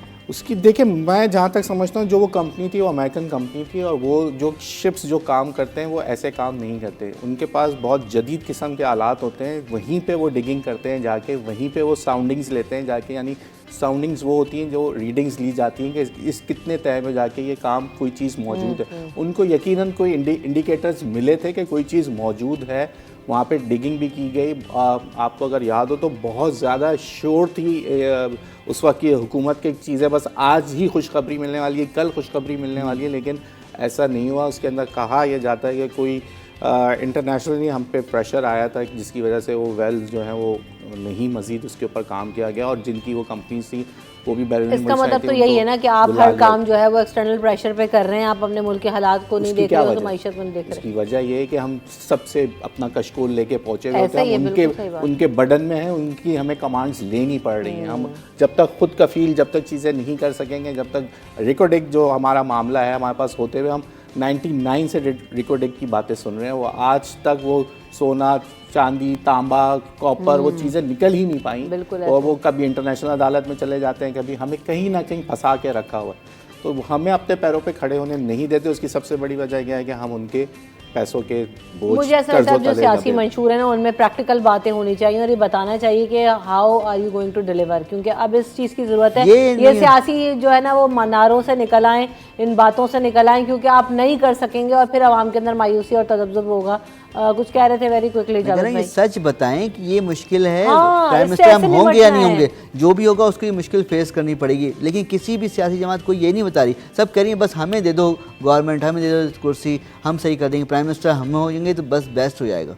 हालांकि नहीं होगा बेस्ट, कोई भी प्राइम मिनिस्टर होगा, लेकिन झूठ बोल रहे हैं मुस्तकिल, अपने जलसों में झूठ बोल रहे हैं, दबा के झूठ बोल रहे हैं। बिल्कुल ऐसे ही, और आगे हालात बेहतर होते हुए ऐसा सच अभी नज़र नहीं आ रहे। और फिर वही होता है कि जब आवाम के ऊपर बर्डनाइज करते हैं तो होता है कि क्या फ़ायदा हुआ इलेक्शन का। लोग इसीलिए तो वोट कास्ट करने नहीं निकलते हैं। अभी छुट्टी का मैंने स्टार्ट में कहा था कि छुट्टी को आप ऐसा मत लीजिएगा कि आप घर में बैठ के आराम करें और बिल्कुल छुट्टी में आप जाएँ ना वोट कास्ट करने, आप जाएँ, टाइम निकालें, ज़रूर जाएँ, लेकिन क्या मोटिवेशन देखें ना, इतनी लंबी छुट्टी दे दी है, 9 दिन की छुट्टी, 9 दिन की बच्चों की छुट्टी है। 8 फरवरी को आपको लगता है लोग जो यहाँ होंगे वो आपको शहर में मिलेंगे? जो शहर में होंगे वो सब नॉर्दर्न एरियाज में तो पहली बर्फ जून जुलाई में नहीं, सॉरी दिसंबर की छुट्टियों में नहीं गिरी सब, अभी तो बर्फ भी गिरी हुई है वहाँ पे। मरी अभी देखिए मरी बंद करा हुआ है उन्होंने, वहाँ पे इतने पब्लिक पहुँच चुकी है, उसके बाद वो बर्फ गिर रही है। उन्होंने कहा जब रश कम होगा उसके बाद वो रास्ता खोलेंगे और आगे जाने देंगे। अब हुकूमत ने इतना लंबा लॉन्ग वीकेंड दे दिया है, जिनके बच्चों की छुट्टियाँ हैं वो तो अब ज़रा दोबारा से तैयार हो जाएं। 9 दिन बच्चों ने जो है अब खूब घर के अंदर जो हंगामा करना है, और शहर में वैसी माहौल बना हुआ है, जलसे, नारे और ये सब चीज़ें चल रही हैं, और बच्चे यकीनन बोलेंगे कि ये भी अच्छा है, पॉलिटिकल एक्टिविटी है, लेकिन आपने अपनी जिम्मेदारी को ज़रूर पूरा करना है और ज़रूर वोट कास्ट कीजिएगा। इस छुट्टी को ज़ाया मत कीजिएगा, ये आपके लिए, हमारे लिए है। हम बातें तो बहुत करते हैं, यकीनन लोग जो बातें कर भी रहे हैं उन सब में आपको जो समझ में आए, जिसको आप चाहते हैं अपने मनपसंद शख्स को वोट देना, ज़रूर वोट कास्ट करें, किसी को भी दें लेकिन वोट ज़रूर दें। Thank you so much Ayaz and Javed साहब, आप दोनों ने वक्त दिया, आप दोनों की आमद और वक्त का बहुत शुक्रिया। वक्फे की तरफ बढ़ेंगे, ब्रेक के बाद हाजिर होंगे।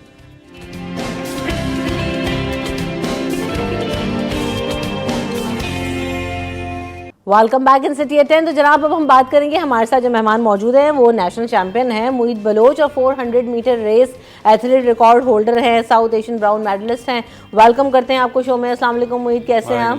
कैसे हैं आप? ठीक हैं अल्हम्दुलिल्लाह। उसके साथ साथ रोमा अल्ताफ भी हैं हमारे साथ, जो कोच ऑफ एथलीट्स हैं। आपको भी वेलकम करते हैं शो में। और कैसी हैं आप, ये बताएं रोमा? अल्लाह का शुक्र, अल्हम्दुलिल्लाह ठीक ठाक, ज़बरदस्त।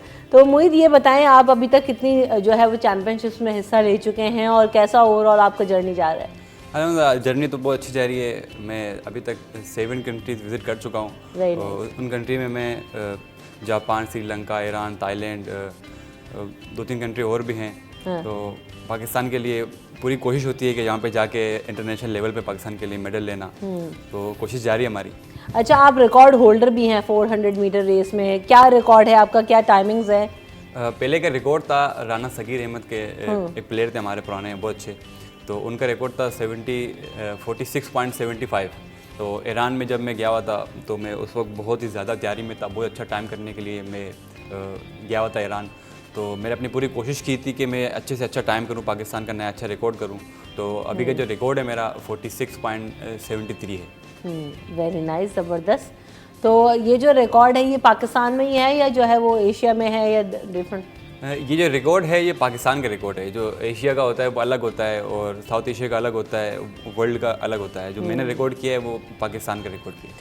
सही, ज़बरदस्त। लेकिन ये भी बड़ी जो है वो अचीवमेंट है, क्योंकि ज़ाहिर इतने सारे खिलाड़ी खेल रहे होते हैं। ये तो जब अभी भी हम कुछ दिनों भी रोमा बात करते हैं, एथलीट्स हमारे साथ डिफरेंट मौजूद, बल्कि परसों ही हमारे साथ जो मैराथन अभी रिसेंट विनर है वो भी शो का हिस्सा थी। हम यही बात कर रहे थे कि एथलेटिक्स बड़ा ज़बरदस्त जो है वो स्पोर्ट है। और आप क्या समझते हैं being a coach of athletes के किन चीज़ों की ज़रूरत है जो हम अभी कर सकते हैं, या टैलेंट कैसा है हमारे पास जिसको प्रमोट होने की ज़रूरत है?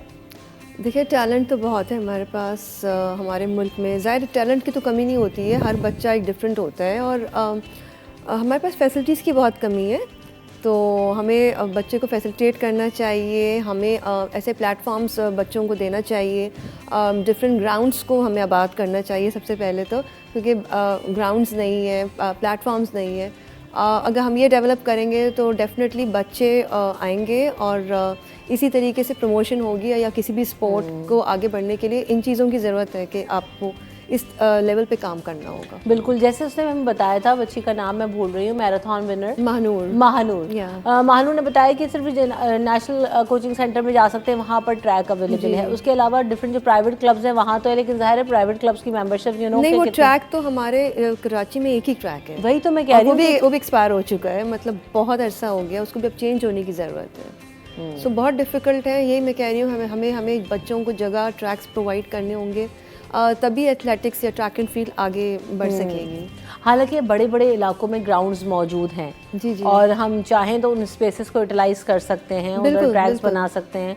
और मैं तो कहती हूँ हर इलाके में होना चाहिए कि स्पोर्ट्स कॉम्प्लेक्स, बिकॉज हम अपने यूथ को जब तक इंगेज नहीं करेंगे अच्छी एक्टिविटीज़ में, तो फिर तो वो डिफरेंट किस्म के एरियाज़ पे आप देखें ना दूसरी तरफ जाएंगे। उनको जब तक हम एंगेज ना करें, स्पोर्ट्स की फैसिलिटीज़ ना दें, उनको हम इस तरह इस इंसेंटिव्स ना दें, इस फील्ड की तरफ ना लेकर आएँ, तो फिर तो बच्चे जाएंगे ना सोशल मीडिया और टैब और मोबाइल हाथ में होगा। बिल्कुल ऐसे। तो मोहित, आप कैसे आए जो है वो एथलेटिक्स में, और आपका अपना पर्सनल रुझान था या किसी को देख के इंस्पायर हुए, क्या आपका रहा? किसी को देख के तो नहीं कह सकते, क्योंकि मैं जब फर्स्ट टाइम जब मैं दौड़ा था ट्रैक पे, तो उस वक्त आइडिया नहीं था कि ट्रैक पे दौड़ना कैसे है, किस तरह एथलेटिक होती क्या है, 100 मीटर रेस क्या होती है, 200 क्या होती है। फुटबॉल को मैं बहुत बचपन से ही, मैं बता दूं कि बचपन से बहुत ज़्यादा फुटबॉल का मुझे शौक था, फुटबॉल में बहुत ज़्यादा आगे जाना चाहता था फुटबॉल में। तो जब मैं मैट्रिक क्लास में था तो मैं नेशनल कोचिंग सेंटर में स्कूल के इवेंट्स होते थे उस वक्त, तो मैं जब खेलने आया तो मैं 100 मीटर, 200 मीटर, 400 मीटर सारे मैंने विन किए। और नैना ने मुझे देख लिया कि यार तुम में टैलेंट बहुत है, तुम इस फील्ड में आगे जा सकते हो, तुम्हें पता है। तो मैंने बोला भाई नहीं, मुझे नहीं शौक, मुझे फुटबॉल का शौक है। तो इन्होंने मुझे आके घर पे मुझे अप्रोच किया कि पेरेंट्स को समझाया कि आपके बच्चे में बहुत टैलेंट है, आगे जा सकता है, मुल्क का असल में नाम रोशन कर सकता है। आप हर स्पोर्ट में आपको आगे बढ़ने के लिए प्लेटफॉर्म्स की ज़रूरत है। फुटबॉल में आप आगे नहीं बढ़ सकते हो, आपका कोई करियर आप नहीं ऑप्ट कर सकते हो। सो बेसिकली बस वो थोड़ी मेंटोरिंग की ज़रूरत होती है, एक अच्छे मेंटोर की ज़रूरत होती है आपको एक लेवल पे। तो बस हर लेवल पे होती अगर एक टाइम पर अगर मेंटोरिंग हो जाए, टाइम पर अगर आपने कोई रास्ता दिखा दिया, आपने ऑप्ट कर लिया, तो बस उसके बाद फिर ये है कि अगर अल्लाह ने साथ दिया तो जाहिर ऑफ कोर्स करियर आपका एक अच्छा बिल्डअप हो जाता है। अब इन्होंने कहा जैसे टैलेंट हमारे पास बहुत है, अब हमें पता नहीं होता कब हमारे में कितना टैलेंट है। जब आपको कोई मिल जाता है, अच्छा हाथ मिल जाता है ना, तो फिर आप मेहनत करते जाते हो, आगे आपके अचीवमेंट आपको मिलते जाते हैं। तो फिर रोमा ने आपको किस तरह सपोर्ट किया? घर गई, पेरेंट्स को कन्विंस किया, देन? मेरी अम्मा ही है, मैं तो कुछ नहीं बोलता, क्योंकि इतना जो आपको सपोर्ट करता है, इतना प्यार देता है।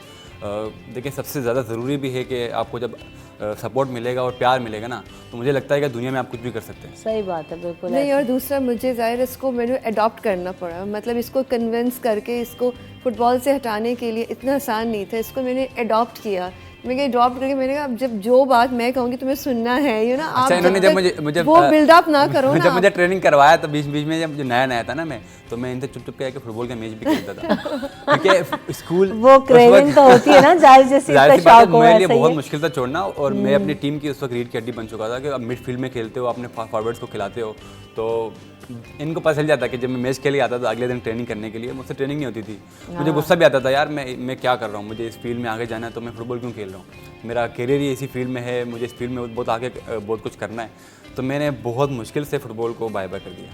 हाँ, लेकिन दोनों गेम्स भी साथ नहीं कर सकते। नहीं, आप कभी भी दो कश्ती पे सवार तो नहीं हो सकते ना, आपको एक कश्ती में जाना होगा, फिर आप मंजिले पहुंचोगे। एथलेटिक्स जो ट्रैक एंड फील्ड है, ये एक इंडिविजुअल आपका इवेंट होता है, उसमें आपकी एक इंडिविजुअल आपका गेम होता है, आपने खुद ही ट्रेनिंग करना है, आपने खुद ही परफॉर्म करना है, उसमें कोई आपके साथ नहीं होता। बिल्कुल ऐसे। तो आपको पूरा फुल टाइम देना होता है उस गेम के ऊपर, ट्रेनिंग सुबह, मॉर्निंग में, इवनिंग में, आपका एक पैटर्न होता है। तो बस अगर आपने एक फील्ड में बढ़ना होता है तो फिर आपने उसी को सीरियसली एक्चुअली लेना होता है ना। अगर आप जब तक सीरियस ना हो, पैशन ना हो, किसी एक चीज़ के लिए पैशन ना हो, तो आप उस चीज़ में फिर। तो रोमा, आप खुद कैसे आई इसमें? अब तो कोच हैं आप, लेकिन मैं तो अरसे से हूँ, मुझे तो साल हो गए, इट्स बीन लॉन्ग टाइम। मैंने अपना एक्चुअली एक क्लब फॉर्म किया था, speed Star Trek and field, private club है मेरा, और वहाँ पर लड़कियाँ हैं, लड़के हैं, सब इसकी ट्रेनिंग लेते हैं। मेरे साथ कोचेज़ हैं मेरे, तो हमारा पूरा एक सेटअप है। मैं पाकिस्तान स्पोर्ट्स बोर्ड के साथ एफिलिएटेड हूँ, कराची सेंटर, वहाँ पर होती हूँ।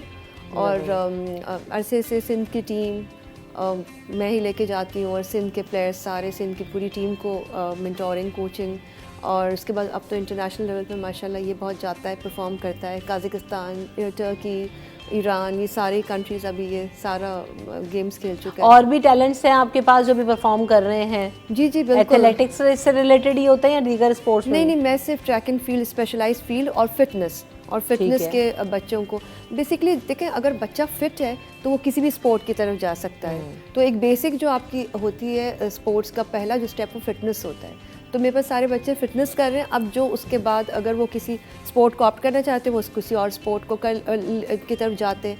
अदरवाइज़ जो ट्रैक एंड फील्ड में अपने इवेंट की तरफ जाना चाहते हैं, कोई थ्रोइंग है, कोई जंपिंग की तरफ है, कोई ट्रैक का 100 मीटर 200 मीटर। तो इस वक्त सिंध के जितने भी स्प्रिंटर्स हैं सारे 100, 200, 400 सब मेरे पास ही हैं अल्हम्दुलिल्लाह। मेरे पास जो लड़कियों में से भी अभी एक लड़की जिसने नेशनल चैम्पियनशिप जो जूनियर्स हुई है उसमें उसने 3 गोल्ड करके बेस्ट एथलीट, वो भी मेरे पास है। काफ़ी है, HSC डिपार्टमेंट में खेलते हैं, एयरफोर्स, आर्मी, बहुत सारे मेरे जो स्टूडेंट्स हैं वो PM में जा चुके हैं, वो आर्मी उन्होंने ज्वाइन कर ली, because physically they are so fit, वो बहुत फिट होते हैं। प्लस क्रिकेटर्स भी हैं मेरे पास कुछ जो फिटनेस के लिए आते हैं। So it's setup like that. बिल्कुल ऐसा ही है। तो ये आप अपनी फिटनेस का मुझे कैसा ख्याल करते हो और किन चीज़ों की ज़रूरत होती है बीइंग एन एथलीट? ख्याल रखना बड़ा मुश्किल होता है, बहुत मुश्किल से आपको डिसिप्लिन रखना होता है अपने आप में। जैसे कि सबसे पहले तो 3 चीज़ें होती हैं, वो उस पर आपको ख्याल रखना होता है। सबसे पहले तो आपका नींद है, तकरीबन 8 घंटे तो सोना ज़रूरी होता है। उसके बाद आपकी जो मील होती हैं वो आपको टाइम टू टाइम लेने होते हैं। तो उसके बाद तब जाके ग्राउंड में आप जब मेहनत करते हो तो फिर आपकी वो जो परफॉर्मेंस होती है वो अच्छी आती है। वरना अगर आपकी नींद पूरी नहीं है, आपका डाइट अच्छा नहीं है, तो आप मुश्किल होता है परफॉर्म करना। साथ में लोगों का, फ्रेंड्स और घर वालों का सपोर्ट कैसा है? क्योंकि ज़्यादातर लोग हम खेलने की बात करते हैं ना कि जी हाँ मैं एथलीट बनना चाहता हूँ या मैं फुटबॉलर, तो सब कहते हैं नहीं यार तुम नहीं कर सकते या नहीं होगा, ये क्यों, पैसे कमाने की तरफ जो है ना लोग ज़्यादा जा रहे होते हैं कि कुछ ऐसा करो जो प्रोफेशनली आप कर सको, तो लोग आते हैं बड़ा डरते हैं। बिल्कुल बिल्कुल, आपने बहुत ज़बरदस्त सवाल किया, मुझे बहुत पसंद है। देखें, घर का जो सपोर्ट है ना, वो जितने भी मैं कहता हूँ हमारे एथलीट हैं जो भी जिस फील्ड में भी हैं वो आगे जा रहे हैं, घर का अगर आप उनको सपोर्ट नहीं होगा ना तो मेंटली वो डिस्टर्ब हो जाएंगे। सबसे पहले आपके पेरेंट्स का सपोर्ट होना बहुत ज़रूरी होता है, क्योंकि मेरे फ्रेंड सर्कल में भी और फैमिली में भी मुझे सब ने सपोर्ट किया है। मुझे कभी भी इन्होंने ये नहीं बोला कि यार आप नहीं कर सकते, आप मत करो, क्या कर रहे हो, टाइम ज़ाया कर रहे हो। उन्होंने सपोर्ट किया है, तो इन्होंने मुझे मेहनत करवाया है, तो मैं अल्हम्दुलिल्लाह आपके सामने हूँ। बिल्कुल ऐसे एज अ करियर जो है वो, जैसे आपने लड़कियों की बात की और या लड़कों में भी लोग कहते हैं भाई क्यों तुमने ये सब कुछ करना है, इसका कोई हासिल रसूल नहीं है, तो हमारी ये अभी तक है जो है ना रोमा, रुझान। जी बिल्कुल बिल्कुल, बेसिकली यही है ना। आप मैं कहती हूँ फैमिली सपोर्ट ज़रूरी होता है कि फैमिली इस चीज़ को इम्पोर्टेंस दे कि स्पोर्ट्स भी है कोई ऐसा फील्ड या करियर आप ऑप्ट कर सकते हो। तो यूजुअली होता है बच्चे से पढ़ें और उसके बाद फिर पैसे, जैसे आपने कहा, नौकरी करें, कमाएं। लेकिन देखिए स्पोर्ट्स में भी अगर आप अच्छे लेवल पे खेल रहे हो तो फिर आप कोई ना कोई डिपार्टमेंट की तरफ जा सकते हो, ज्वाइन कर सकते हो, फिर वो आपकी जॉब होती है। फिर आप उसमें जॉब के साथ साथ मतलब वो उनकी जॉब ही ये होती है आप डिपार्टमेंट की तरफ से खेलें, तो वो भी एक लाइन होती है, वो भी एक करियर होता है। आपको उसमें सैलरी मिलती है, आपको उसमें सपोर्ट मिल रहा होता है।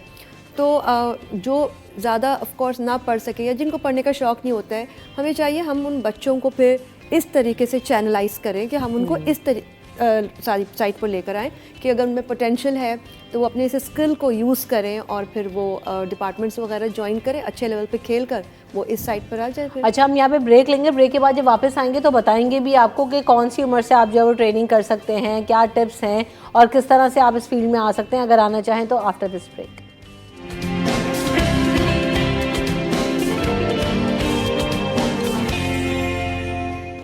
Welcome back in city at 10। तो जनाब बात हो रही है आज एथलेटिक्स के हवाले से। तो जैसे रोमा मैंने जाने से पहले कहा था कि ज़रूर बताएं कि कोई किस तरह से जो है वो अगर एथलेटिक्स करना चाहता है और आना चाहता है तो उसे क्या करना चाहिए, क्योंकि बच्चों को समझ में भी नहीं आ रहा होता है, इंटरेस्ट होते हैं, बहुत सारे बच्चे खेलना भी चाह रहे हैं, लेकिन एक तो हमारी अपॉर्चुनिटीज़, मौके नहीं है, क्लब्स नहीं है, तो कैसे करें? देखिए मैं यही कहती हूँ कि सारे parents, and what's the right age? देखिए the right age is 7 to 8 या 8 ईयर्स, ये होती है राइट एज आपकी, कि इस एज पर पेरेंट्स को चाहिए कि अपने बच्चों को किसी न किसी एक्टिविटी, फ़िज़िकल एक्टिविटी में डालें। जब वो इन्वॉल्व करेंगे फ़िज़िकल एक्टिविटी में, कुछ नहीं तो सिर्फ जनरल फिटनेस ही करवाएं, तो वो उनका पोटेंशियल बच्चों के सामने आ जाता है और फिर एक इंटरेस्ट डेवलप हो जाता है। उनको ये एहसास हो जाता है कि उनको फ़िज़िकल फ़िटनेस उनकी ज़िंदगी में कितनी ज़रूरी है। बच्चों के अंदर एक माइंड में एक चीज़, एक मोटर प्रोग्राम होता है, वो डेवलप और वो फिक्स हो जाता है। फिर वो उसके बाद आप उनको जब फिज़िकली एक्टिविटीज़ में इन्वॉल्व रखोगे, फिर 10 साल, 11 साल, कोई 12 साल, बच्चे ऑटोमेटिकली खुद ही आप बिलीव नहीं करेंगे, वो खुद कह रहे होते हैं, वो खुद चूज़ कर लेते हैं कि हमें इस इवेंट में ही आगे जाना है या हमें इस स्पोर्ट में आगे जाना है, हमें ये करना है। वो खुद फिर कहते हैं कि हमें इसको प्रोफेशनली लेना है, हम इसको आगे तक लेके जाएंगे, हमें उस लेवल पे खेलना है। तो आप उनको थोड़ा सा मौका दें, थोड़ा सा उनको एक्सपोजर दें। मैं कहती हूँ पेरेंट्स को बहुत ज़रूरी है, ये सैक्रिफाइस करना होगा, उनको एक्सपोजर देना होगा, उनको ग्राउंड्स तक लेकर आना होगा। ग्राउंड्स तक लेके जाएँ, अकेडमीज़ बहुत हैं, आप जाएँ, सर्च करें और आप उनको सही जगह पर लेकर जाएँ, आप उनको माहौल दें। बिकॉज़ मेरी जो अकेडमी है, अब वहाँ पर मेरे पास जो बच्चे हैं, आप बिलीव नहीं करेंगे, 6 साल से 6+ पे मैं लेती हूँ, तो 6 साल का बच्चा आप सोचें ना, आता है मेरे सामने ही, वो ग्रो करता है, तो वो कितना अटैच होगा मेरे साथ। हमारे पूरी एक फैमिली है, इतनी दोस्ती होती है। वो पेरेंट्स कहते हैं कि स्कूल से आने के बाद वो बहुत एक्साइटेड होते हैं कि हम कब शाम में क्लब जाएंगे, हम कब ट्रेनिंग को जाएंगे। सो वो this is the right age and right तरीका कि आप उनको किस तरीके से चैनलाइज करके इस तरफ लगाते हैं। बिल्कुल ऐसा ही है। तो मोहित, अभी जो है वो नेशनल चैम्पियनशिप तो जीत लिया आपने और मज़ीद जगहों पे भी जा रहे हैं, अब आगे क्या प्लान्स हैं, आगे क्या करना है आपने? देखिए हमारी अभी कोशिश होती है कि जितने भी इंटरनेशनल मीट्स साल भर में होते हैं, शेड्यूल होते हैं, तो मेरी कोच की भी कोशिश होती है कि हम उसमें जाके पाकिस्तान के लिए गोल्ड मेडल लें। तो जितने भी इंटरनेशनल इवेंट नेक्स्ट जो आ रहे हैं इस साल के जितने भी शेड्यूल हैं, हम रेगुलर ट्रेनिंग में वो सोच रहे होते हैं कि अब अच्छी ट्रेनिंग करनी है, अच्छा मेहनत करना है, जो नेक्स्ट अपकमिंग इवेंट आ रहे हैं उनमें जाके बहुत अच्छा परफॉर्म करना है, अपने आप को इतना अच्छा करना है कि वहाँ जाके कम्पीट करें उनके साथ और पाकिस्तान के लिए गोल्ड मेडल लें। अच्छा, इंटरनेशनल इवेंट्स में जब आप जाते हो तो पाकिस्तान के एथलीट्स में और आपको जो इंटरनेशनल एथलीट्स आ रहे होते हैं, किस चीज़ का डिफरेंस नज़र आ रहा होता है? क्योंकि जाहिर सी बात है जब आप दूसरे लोगों के साथ प्ले करते हैं या उनके साथ इंडल्ज करते हैं, मीट करते हैं, तो आपको पता लगता है कि यार हमारे अंदर ये चीज़ों की कमी है या ये चीज़ें अच्छी हैं। क्या आपको डिफरेंस महसूस होता है? मेरे हिसाब से डिफरेंस तो फैसिलिटी तो है ही है, बाकी वो प्लेयर जैसे कि उनको इतनी फैसिलिटीज़ मिल चुके होते हैं, अभी जैसे बताया कि वो उस एज में स्टार्ट कर चुके होते हैं, अब इस लेवल में आके ना उनके लिए परफॉर्म करना इतना हार्ड नहीं होता। अब जैसे हम लोग जब खेलने जाते हैं, जब उनको देखते हैं, उनकी चीज़ों को देखते हैं, मतलब बहुत फ़र्क तो है, लेकिन हम फिर भी यहाँ पे रह के जैसे कि हमें जो चीज़ बताई गई है, हमें जो चीज़ जो गाइड कर गई है, तो मुझे लगता है कि अब हम उस जगह पे पहुँच चुके हैं, इतना डिफरेंस नहीं है, बस हम लगे हुए हैं कि हम उनको बीट करें, उनसे अच्छा टाइम करें। सपोर्टिंग जो एक्चुअली हमारे प्लेयर्स के पास प्रॉब्लम है कि जो सपोर्टिंग एक आपका स्टाफ या सपोर्टिंग टीम होती है जो दूसरी टीम्स के साथ सारे होते हैं, डॉक्टर्स भी होते हैं, उनके मैनेजर्स भी होते हैं, उनके सारा मतलब उनका एक सिस्टम होता है, हम थोड़ा उसमें लैक करते हैं। अदरवाइज हमारे प्लेयर्स में माशाल्लाह ट्रेनिंग। अच्छा, स्पॉन्सर्स का बड़ा इशू रहता है हमारे यहाँ, क्योंकि मेरे पास मुख्तलिफ जब टैलेंट आता है, मुख्तलिफ गेम्स में लोग आ रहे होते हैं, तो उनका यही एक बहुत बड़ा प्रॉब्लम होता है। बहुत सारे फील्ड्स में लोग जाना चाह रहे होते हैं लेकिन स्पॉन्सर्स नहीं होते। तो आपको कौन स्पॉन्सर करता है? मोहित, आप खुद ही कर रहे हैं अभी तक? मुझे सब कुछ ये करते हैं। बिल्कुल आप सही कह रहे हैं, स्पॉन्सर्स बहुत इशू होता है। स्पॉन्सर्स कोई नहीं करता। मैं तो कई सालों से ये हर प्लेटफॉर्म पे मैं ये कहती हूँ कि जब तक प्राइवेट सेक्टर जो है वो इसमें फील्ड में नहीं आएगा, अब बहुत मुश्किल है हम स्पोर्ट्स को आगे उस तरीके से लेके जा सकें जिस तरह से दूसरी कंट्रीज़ में या दूसरी आप कह सकते हैं वहाँ पर जितना सपोर्ट है। एक जो प्लेयर होता है उसको कितने 100-150 स्पॉन्सर्स मिले होते हैं, वो इंडिविजुअल स्पॉन्सर्स पे वो चल रहे होते हैं, उनकी मतलब उनको बहुत सुकून होता है ना, उनकी फैमिली, उनका पूरा वो चीज़ एक आपका सेट रहता है, तो आप बहुत फ्री माइंड के साथ खेल सकते हो, ट्रेनिंग कर सकते हो, आप सुकून से रह सकते हो। हमारे यहाँ इस चीज़ का बहुत प्रॉब्लम है, हमारे यहाँ क्रिकेट को सिर्फ स्पॉन्सर्स मिलते हैं और हमारे यहाँ किसी स्पोर्ट को स्पॉन्सर नहीं मिलते, और ये बहुत अलमिया है। और मैं यही रिक्वेस्ट करती हूँ हर प्लेटफॉर्म से कि प्लीज़ प्राइवेट सेक्टर में जितने भी लोग हैं आप लोग दूसरे स्पोर्ट्स को भी सपोर्ट करें। मतलब ये एज होती है, ये वक्त होता है जब प्लेयर को अगर आप सपोर्ट करोगे तो वो आगे जाएगा। लोग मुझे कहते हैं ओलंपिक्स में जब जाएगा तो हम सपोर्ट करेंगे। बाबा ओलंपिक्स में जाएगा कैसे, ये तो बताओ। जाता कैसा है, ये तो ये बहुत एक जर्नी होती है, उसमें ही आपको ज़रूरत होती है इस लेवल पे। आप जब ओलंपिक्स में जा रहा होगा तो 10 लोग खड़े हो जाएंगे, तो ये this is not the way कि आप सिर्फ एक क्रिकेट को सपोर्ट करें। आप दूसरे भी स्पोर्ट्स हैं, आप उनको फाइनेंशियली जब सपोर्ट करें तभी तो ये स्पोर्ट्स आगे आएंगे। अच्छा, वैसे हमने देखा था कि जो है नेशनल गेम्स होते हैं, डिफरेंट जो है चैम्पियनशिप्स होती हैं, बहुत ज़्यादा भी होती हैं, लेकिन अभी मुझे ऐसा लगता है कि बहुत ज़्यादा स्पोर्ट्स इवेंट्स हमारे जो लोकली है वो बहुत कम हो गए, जिसकी वजह से भी जो टैलेंट है या जो चीज़ें ना वो इतनी ज़्यादा कमर्शलाइज नहीं हो पा रही हैं। Do you agree Roma? हाँ, आई थिंक ये जो इतनी इंस्टेबिलिटी चल रही है मुल्क में, जो हालात हैं उसकी वजह से आई थिंक बहुत ज़्यादा सारा सिस्टम ही हिला हुआ है। और फिर कोविड के बाद भी बहुत ज़्यादा हमने चेंज देखा है कि ये चीज़ें काफ़ी कम हो गई हैं, कॉम्पिटिशन्स वगैरह बहुत ज़्यादा कम हो गई हैं। अभी सिर्फ एक मैराथन का थोड़ा सा शुरू हुआ है, एक क्योंकि वो मैराथन से ज़्यादा एक फैमिली अफेयर होता है, एक फैमिली फ़न डे होता है, तो थोड़ा सा इसका ट्रेंड शुरू हुआ है जो कि बहुत अच्छा ट्रेंड है। तो लेट्स सी, लेकिन ये है कि हाँ, हमें ग्राउंड्स पे जो प्रॉपर कॉम्पिटिशन्स कंडक्ट करने की ज़रूरत है। बिल्कुल ऐसा है। मोहित, आप इस प्लेटफॉर्म से कुछ कहना चाहते हैं?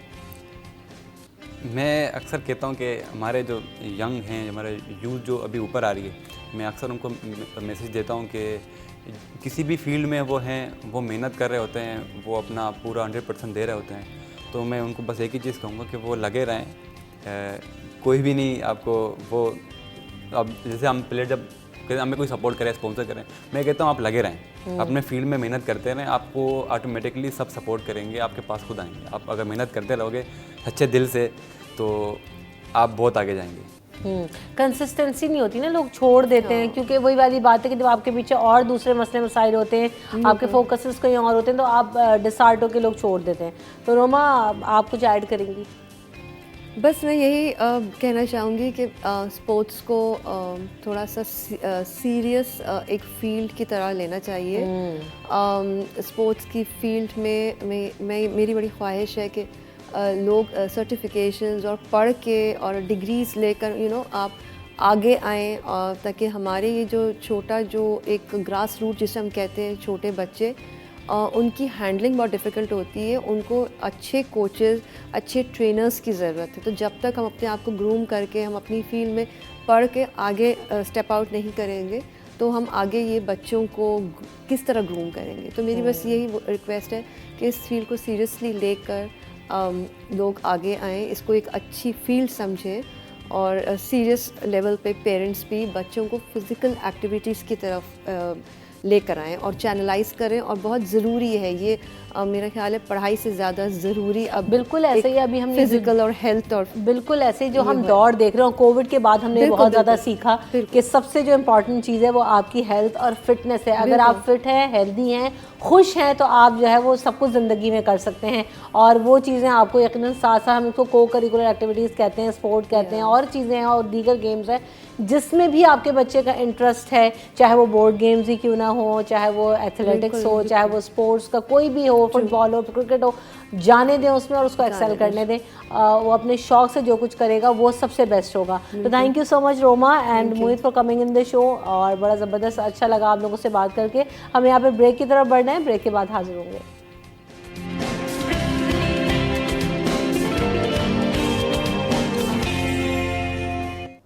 Welcome back in city at 10। और जनाब आज हम बात करेंगे जो हम, क्योंकि आज जुम्मे का दिन भी है और हम ये कहते हैं कि जुम्मे के दिन बहुत सारी ऐसी चीज़ें होती हैं जिनको हमें रिवाइज़ करने की ज़रूरत होती है। तो अल्लाह ताला ने एक दिन को मखसूस तो नहीं किया है, लेकिन हाँ रिकॉल करा देते हैं हम बहुत सारी चीज़ें कि हमें बार बार जो हमें बताया गया है उसको रिवाइज़ करें, देखें कि हमें अल्लाह ताला ने कौन से अहकामात दिए, किन चीज़ों को हमें करने की ज़रूरत है, किन चीज़ों को तर्क करने की ज़रूरत है। तो आज ऐसे ही एक मौजू हमने रखा है और वो ये है कि जो हमारे इस्लाम है या जो हमारे कुरानी तालीमात हैं, अल्लाह ताला क्या अहकामात फरमाते हैं, हमारे लिए जो तावीज़ है उसकी क्या शरई हैसियत है, हम आज इस पर बात करेंगे। मुफ्ती नवीद अब्बासी साहब हमारे साथ मौजूद हैं।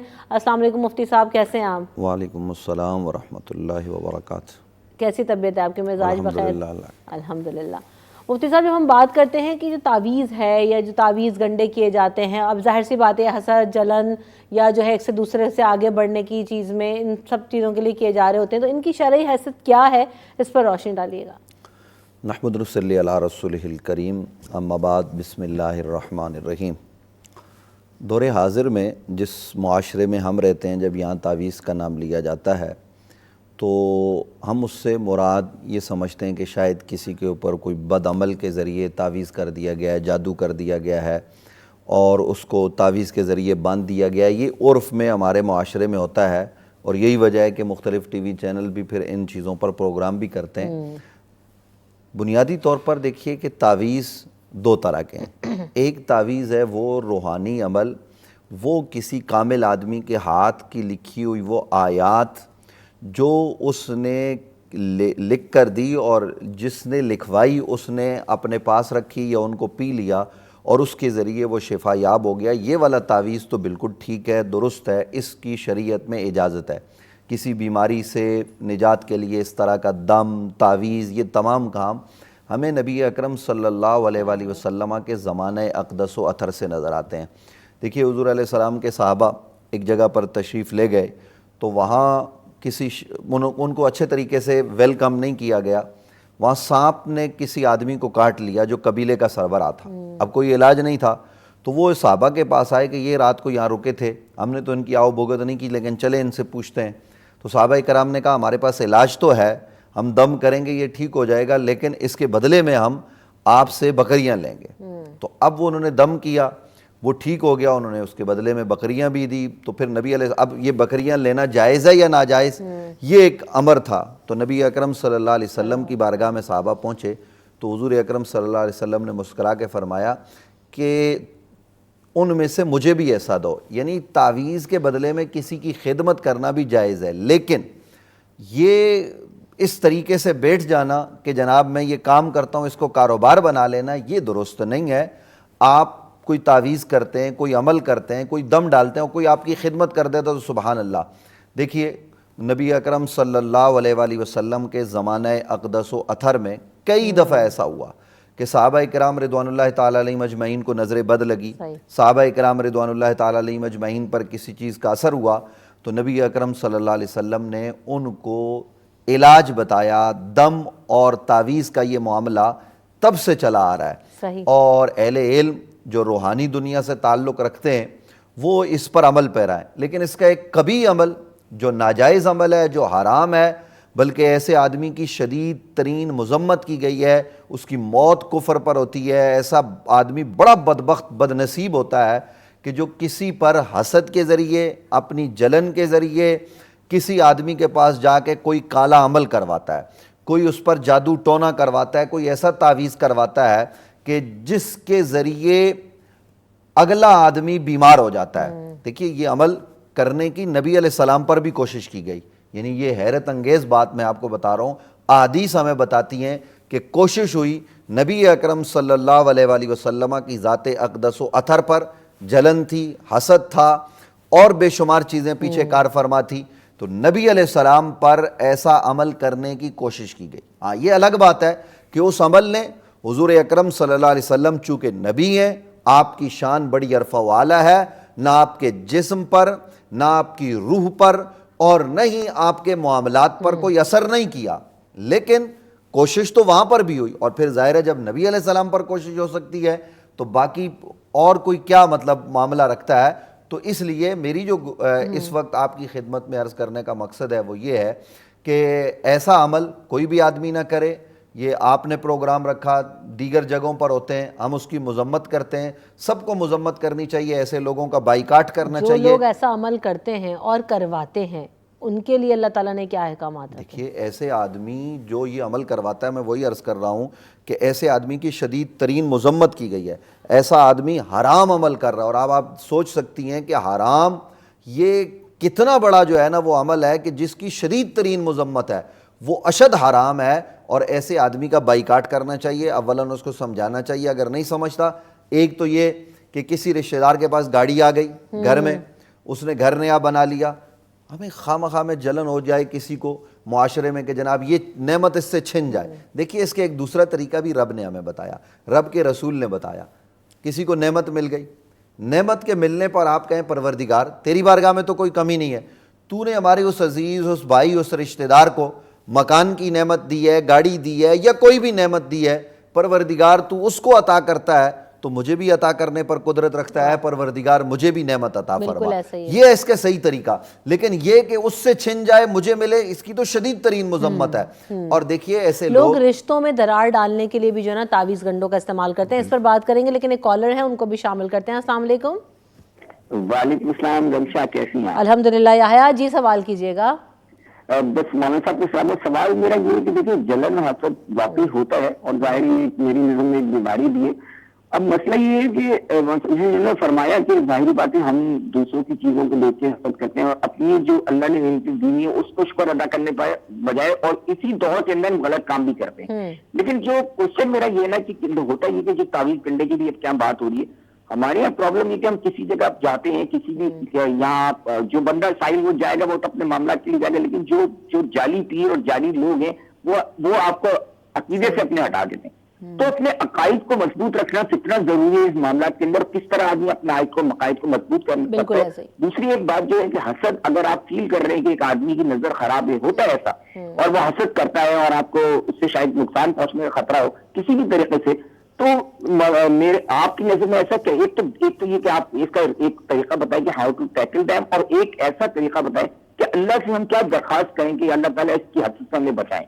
ठीक है, देखिए मैं इनका सवाल समझ गया हूँ, जिस जानिब इन्होंने जो दूसरा सवाल इनका है हसद के हवाले से। तो पहली बात तो ये है कि देखिए एक है किसी आदमी का न चाहते हुए कोई अमल कर लेना, यानी मुझे दिल में किसी आदमी को नेमत मिली, उसको खूबसूरती मिली, कोई चीज़ मैंने देखी तो अब मेरे दिल में एक वो पैदा हुई और आंखों के ज़रिए वो मकनातीसी शुआएँ लगी। कुरान मजीद फुरक़ान हमीद ने उसका तस्करा किया, वह यकादुल्लज़ीना कफ़रू लयुद्रिकूना कभी अबसारिहिम लम्मा समिउ ज़िक्रा व यक़ूलूना इन्नहु लमजनून, कुरान मजीद फुरक़ान हमीद में मौजूद है।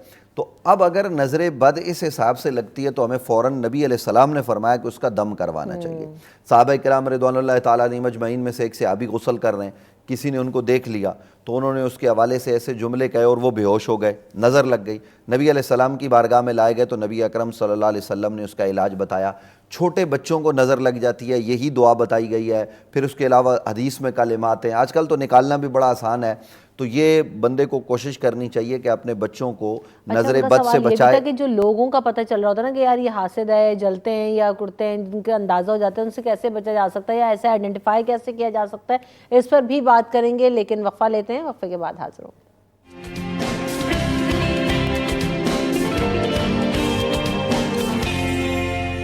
सिटी एट 10 में आपको एक बार फिर कहेंगे खुशामदीद। जनाब, हम बात कर रहे थे कि जो तावीज़ है इनकी शरह हैसियत क्या है। वेरी क्विकली राम साहब इसका भी जवाब दे दीजिएगा। जो अभी याह्या ने सवाल किया था कि किस तरह से पहचान सकते हैं उन लोगों को, और बहुत सारे लोगों का पता चल भी जाता है कि यार ये जब भी आता है तो ऐसा हो जाता है, या इनको देख के जो है वो अंदाज़ा हो जाता है कि नज़र से या जलते हैं या हसद करते हैं। तो ऐसे लोगों से कैसे डील करें? देखिए, इसके हवाले से बहुत सारे तरीके हमें बताए गए हैं। नबी अकरम सल्लल्लाहु अलैहि वसल्लम के ज़माने अक़दस वतर में मखसूस तरीके से पानी डालने का मामला है। ज़ाहिर है चूँकि वक्त नहीं मैं उसकी तफसील अर्ज़ करूँ, तो इसलिए आप किसी करीबी अच्छे रूहानी आलिम आमिल से रब्ता करें, जो हमारे नाज़रीन सुनने वाले हैं वो तरीका बताएंगे। दूसरा ये कि देखिए, जिस आदमी को पता है कि मुझसे नज़र बद लगती है या मेरे अंदर ऐसे जरासीम पाए जाते हैं कि मैं जलन होती है या वैसे नज़र बद लगती है, तो उस आदमी को चाहिए कि वो उस चीज़ को देख कर कहे सुबहान अल्लाह, माशाअल्लाह। देखिए, नज़र बद भी एक ऐसी चीज़ है कि जो बंदे को मौत यानी कब्र में और ऊँट को हंडिया में पहुँचा देती है। तो इसलिए किसी भी खूबसूरत हुस्न व जमाल वाली चीज़ को देखें तो अल्लाह का शुक्र अदा करें और सुबहान अल्लाह और माशाअल्लाह कहें, तो आप यानी जो लगाने वाला उसकी नज़र लगेगी नहीं, उसको जलन नहीं होगी, उसको हसद नहीं होगा। इसी तरीके से जो सवाल में उन्होंने कहा कि ये जो लोग तावीज़ करते हैं, तो इनके हवाले से क्या, देखिए जो 2 नंबर के लोग होते हैं, 2 नंबर ही हर जगह पे होती है। कॉलर है, उनको भी शामिल कर लेते हैं। अस्सलाम वालेकुम। वालेकुम अस्सलाम, मेरा नाम समाज है जी, और मैं कराची से बात कर रही हूँ। तो मेरी बेटी है, पहले पढ़ने में बहुत अच्छी थी, लेकिन अब पढ़ने में अच्छी नहीं है और तंग करती है। जादू के मामला मैंने करवाया था, वल्लाह आलम कितना है। और दूसरा ये कि मेरी बेटी जो है ना नजर बद का भी शिकार हो गई है। प्लीज मुझे कुछ बताएं ताकि मेरी बच्ची अच्छी हो जाए। अच्छा जमात, फोन पर साथ रहिएगा। अलाम साहब कुछ पूछना चाहते हैं आप? जी नहीं, मुझे इनकी आवाज़ क्लियर नहीं आई। उन्होंने सवाल किया कि बच्ची इनकी पहले अच्छी थी पढ़ने में, लेकिन अब जो है वो बच्ची जो है ना तंग कर रही है। कुरान मैंने इसको 9 साल में खत्म करवा दिया था, लेकिन अब इसका रुझान खेल कूद में ज्यादा हो गया है। नजर लगती है इसको, एक ही बेटी है मेरी। प्लीज मुझे कुछ बताएं।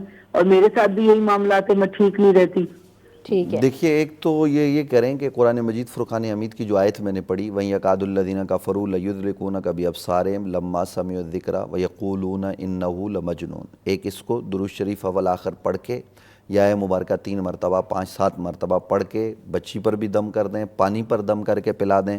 और इसी तरीके से आखिरी 2 सूरतें कुरान की, कुल औज़ु बिरब्बिल फ़लक़, कुल औज़ु बिरब्बिन नास, 1 मरतबा, 3 मरतबा, 5 मरतबा, 11 मरतबा, जितना सहूलत हो पढ़ के ये बच्ची पर भी दम कर दें और बच्ची को पानी भी पिला दें। बावुज़ू रहें, कोशिश करें कि जब आपको ये होता है कि मेरे साथ कुछ असरात हैं, तो सबसे पहले हमें ये कोशिश करनी चाहिए, जो भी ये महसूस करता है तो वो बावुज़ू रहे। बावुज़ू रहते हुए इस्तिग़फ़ार करे, अस्तग़फ़िरुल्लाह रब्बी मिन कुल्लि ज़ंबिन व अतूबु इलैह, या अपनी ज़ुबान में तौबा करता रहे।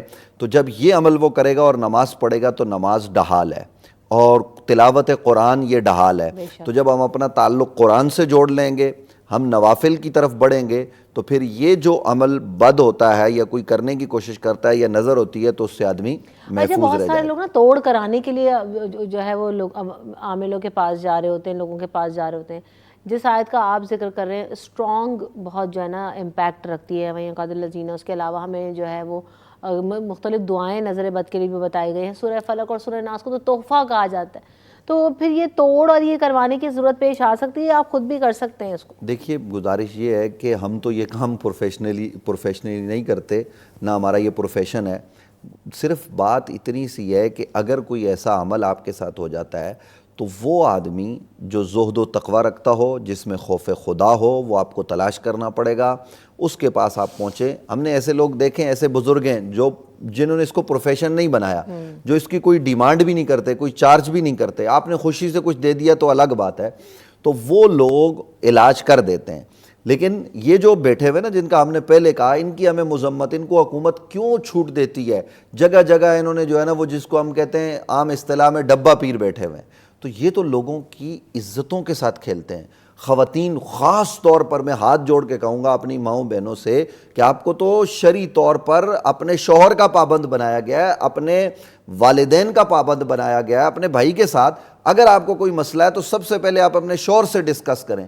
लेकिन हमारा तो अलमिया ये है कि हमारी औरतें जो है कैसे डिस्कस करेंगी, शौहर पे ही अमल कराने वो तो यही तावीज़ ला रही होती है। हाँ, वो यही तो मसला है कि शौहर मेरे काबू में आ जाए। आपने काबू में रखना है, आप उससे मुस्करा के बात करें, मोहब्बत से बात करें, तो यकीन करिए कि वो आपके काबू में आ जाएगा, बजाय इसके कि आप हज़ारों रुपए जाके उन डब्बा पीरों को दें, उन्हीं पैसों में से कुछ पैसों से अच्छा बना के शौहर को खिलाएं, अच्छा बन के शौहर के सामने आए तो वो खुश हो जाएगा। तो इसलिए ये फिर ये क्या होता है, देखिए ये मैं मजाक बिल्कुल नहीं, यानी औरतों की इज्जतों तक का मामला आ जाता है। ये ऐसे बदबख्त, और ये मीडिया पर रिपोर्ट होता है, तो इसलिए हमें अपनी इज्जत, अपने ईमान का तहफ़्फ़ुज़ करना है। सबसे पहले हम ये देखें कि हमने, अब हमारे साथ कोई प्रॉब्लम है, अपने माँ बाप को बताइए, ख़ानदान के बड़े को बताइए, हो सकता है कि वो आपको किसी अच्छी जगह पर ले जाएं, कोई अच्छा अमल बता दें। तो इसलिए एडवाइस पहले ले ली जाए।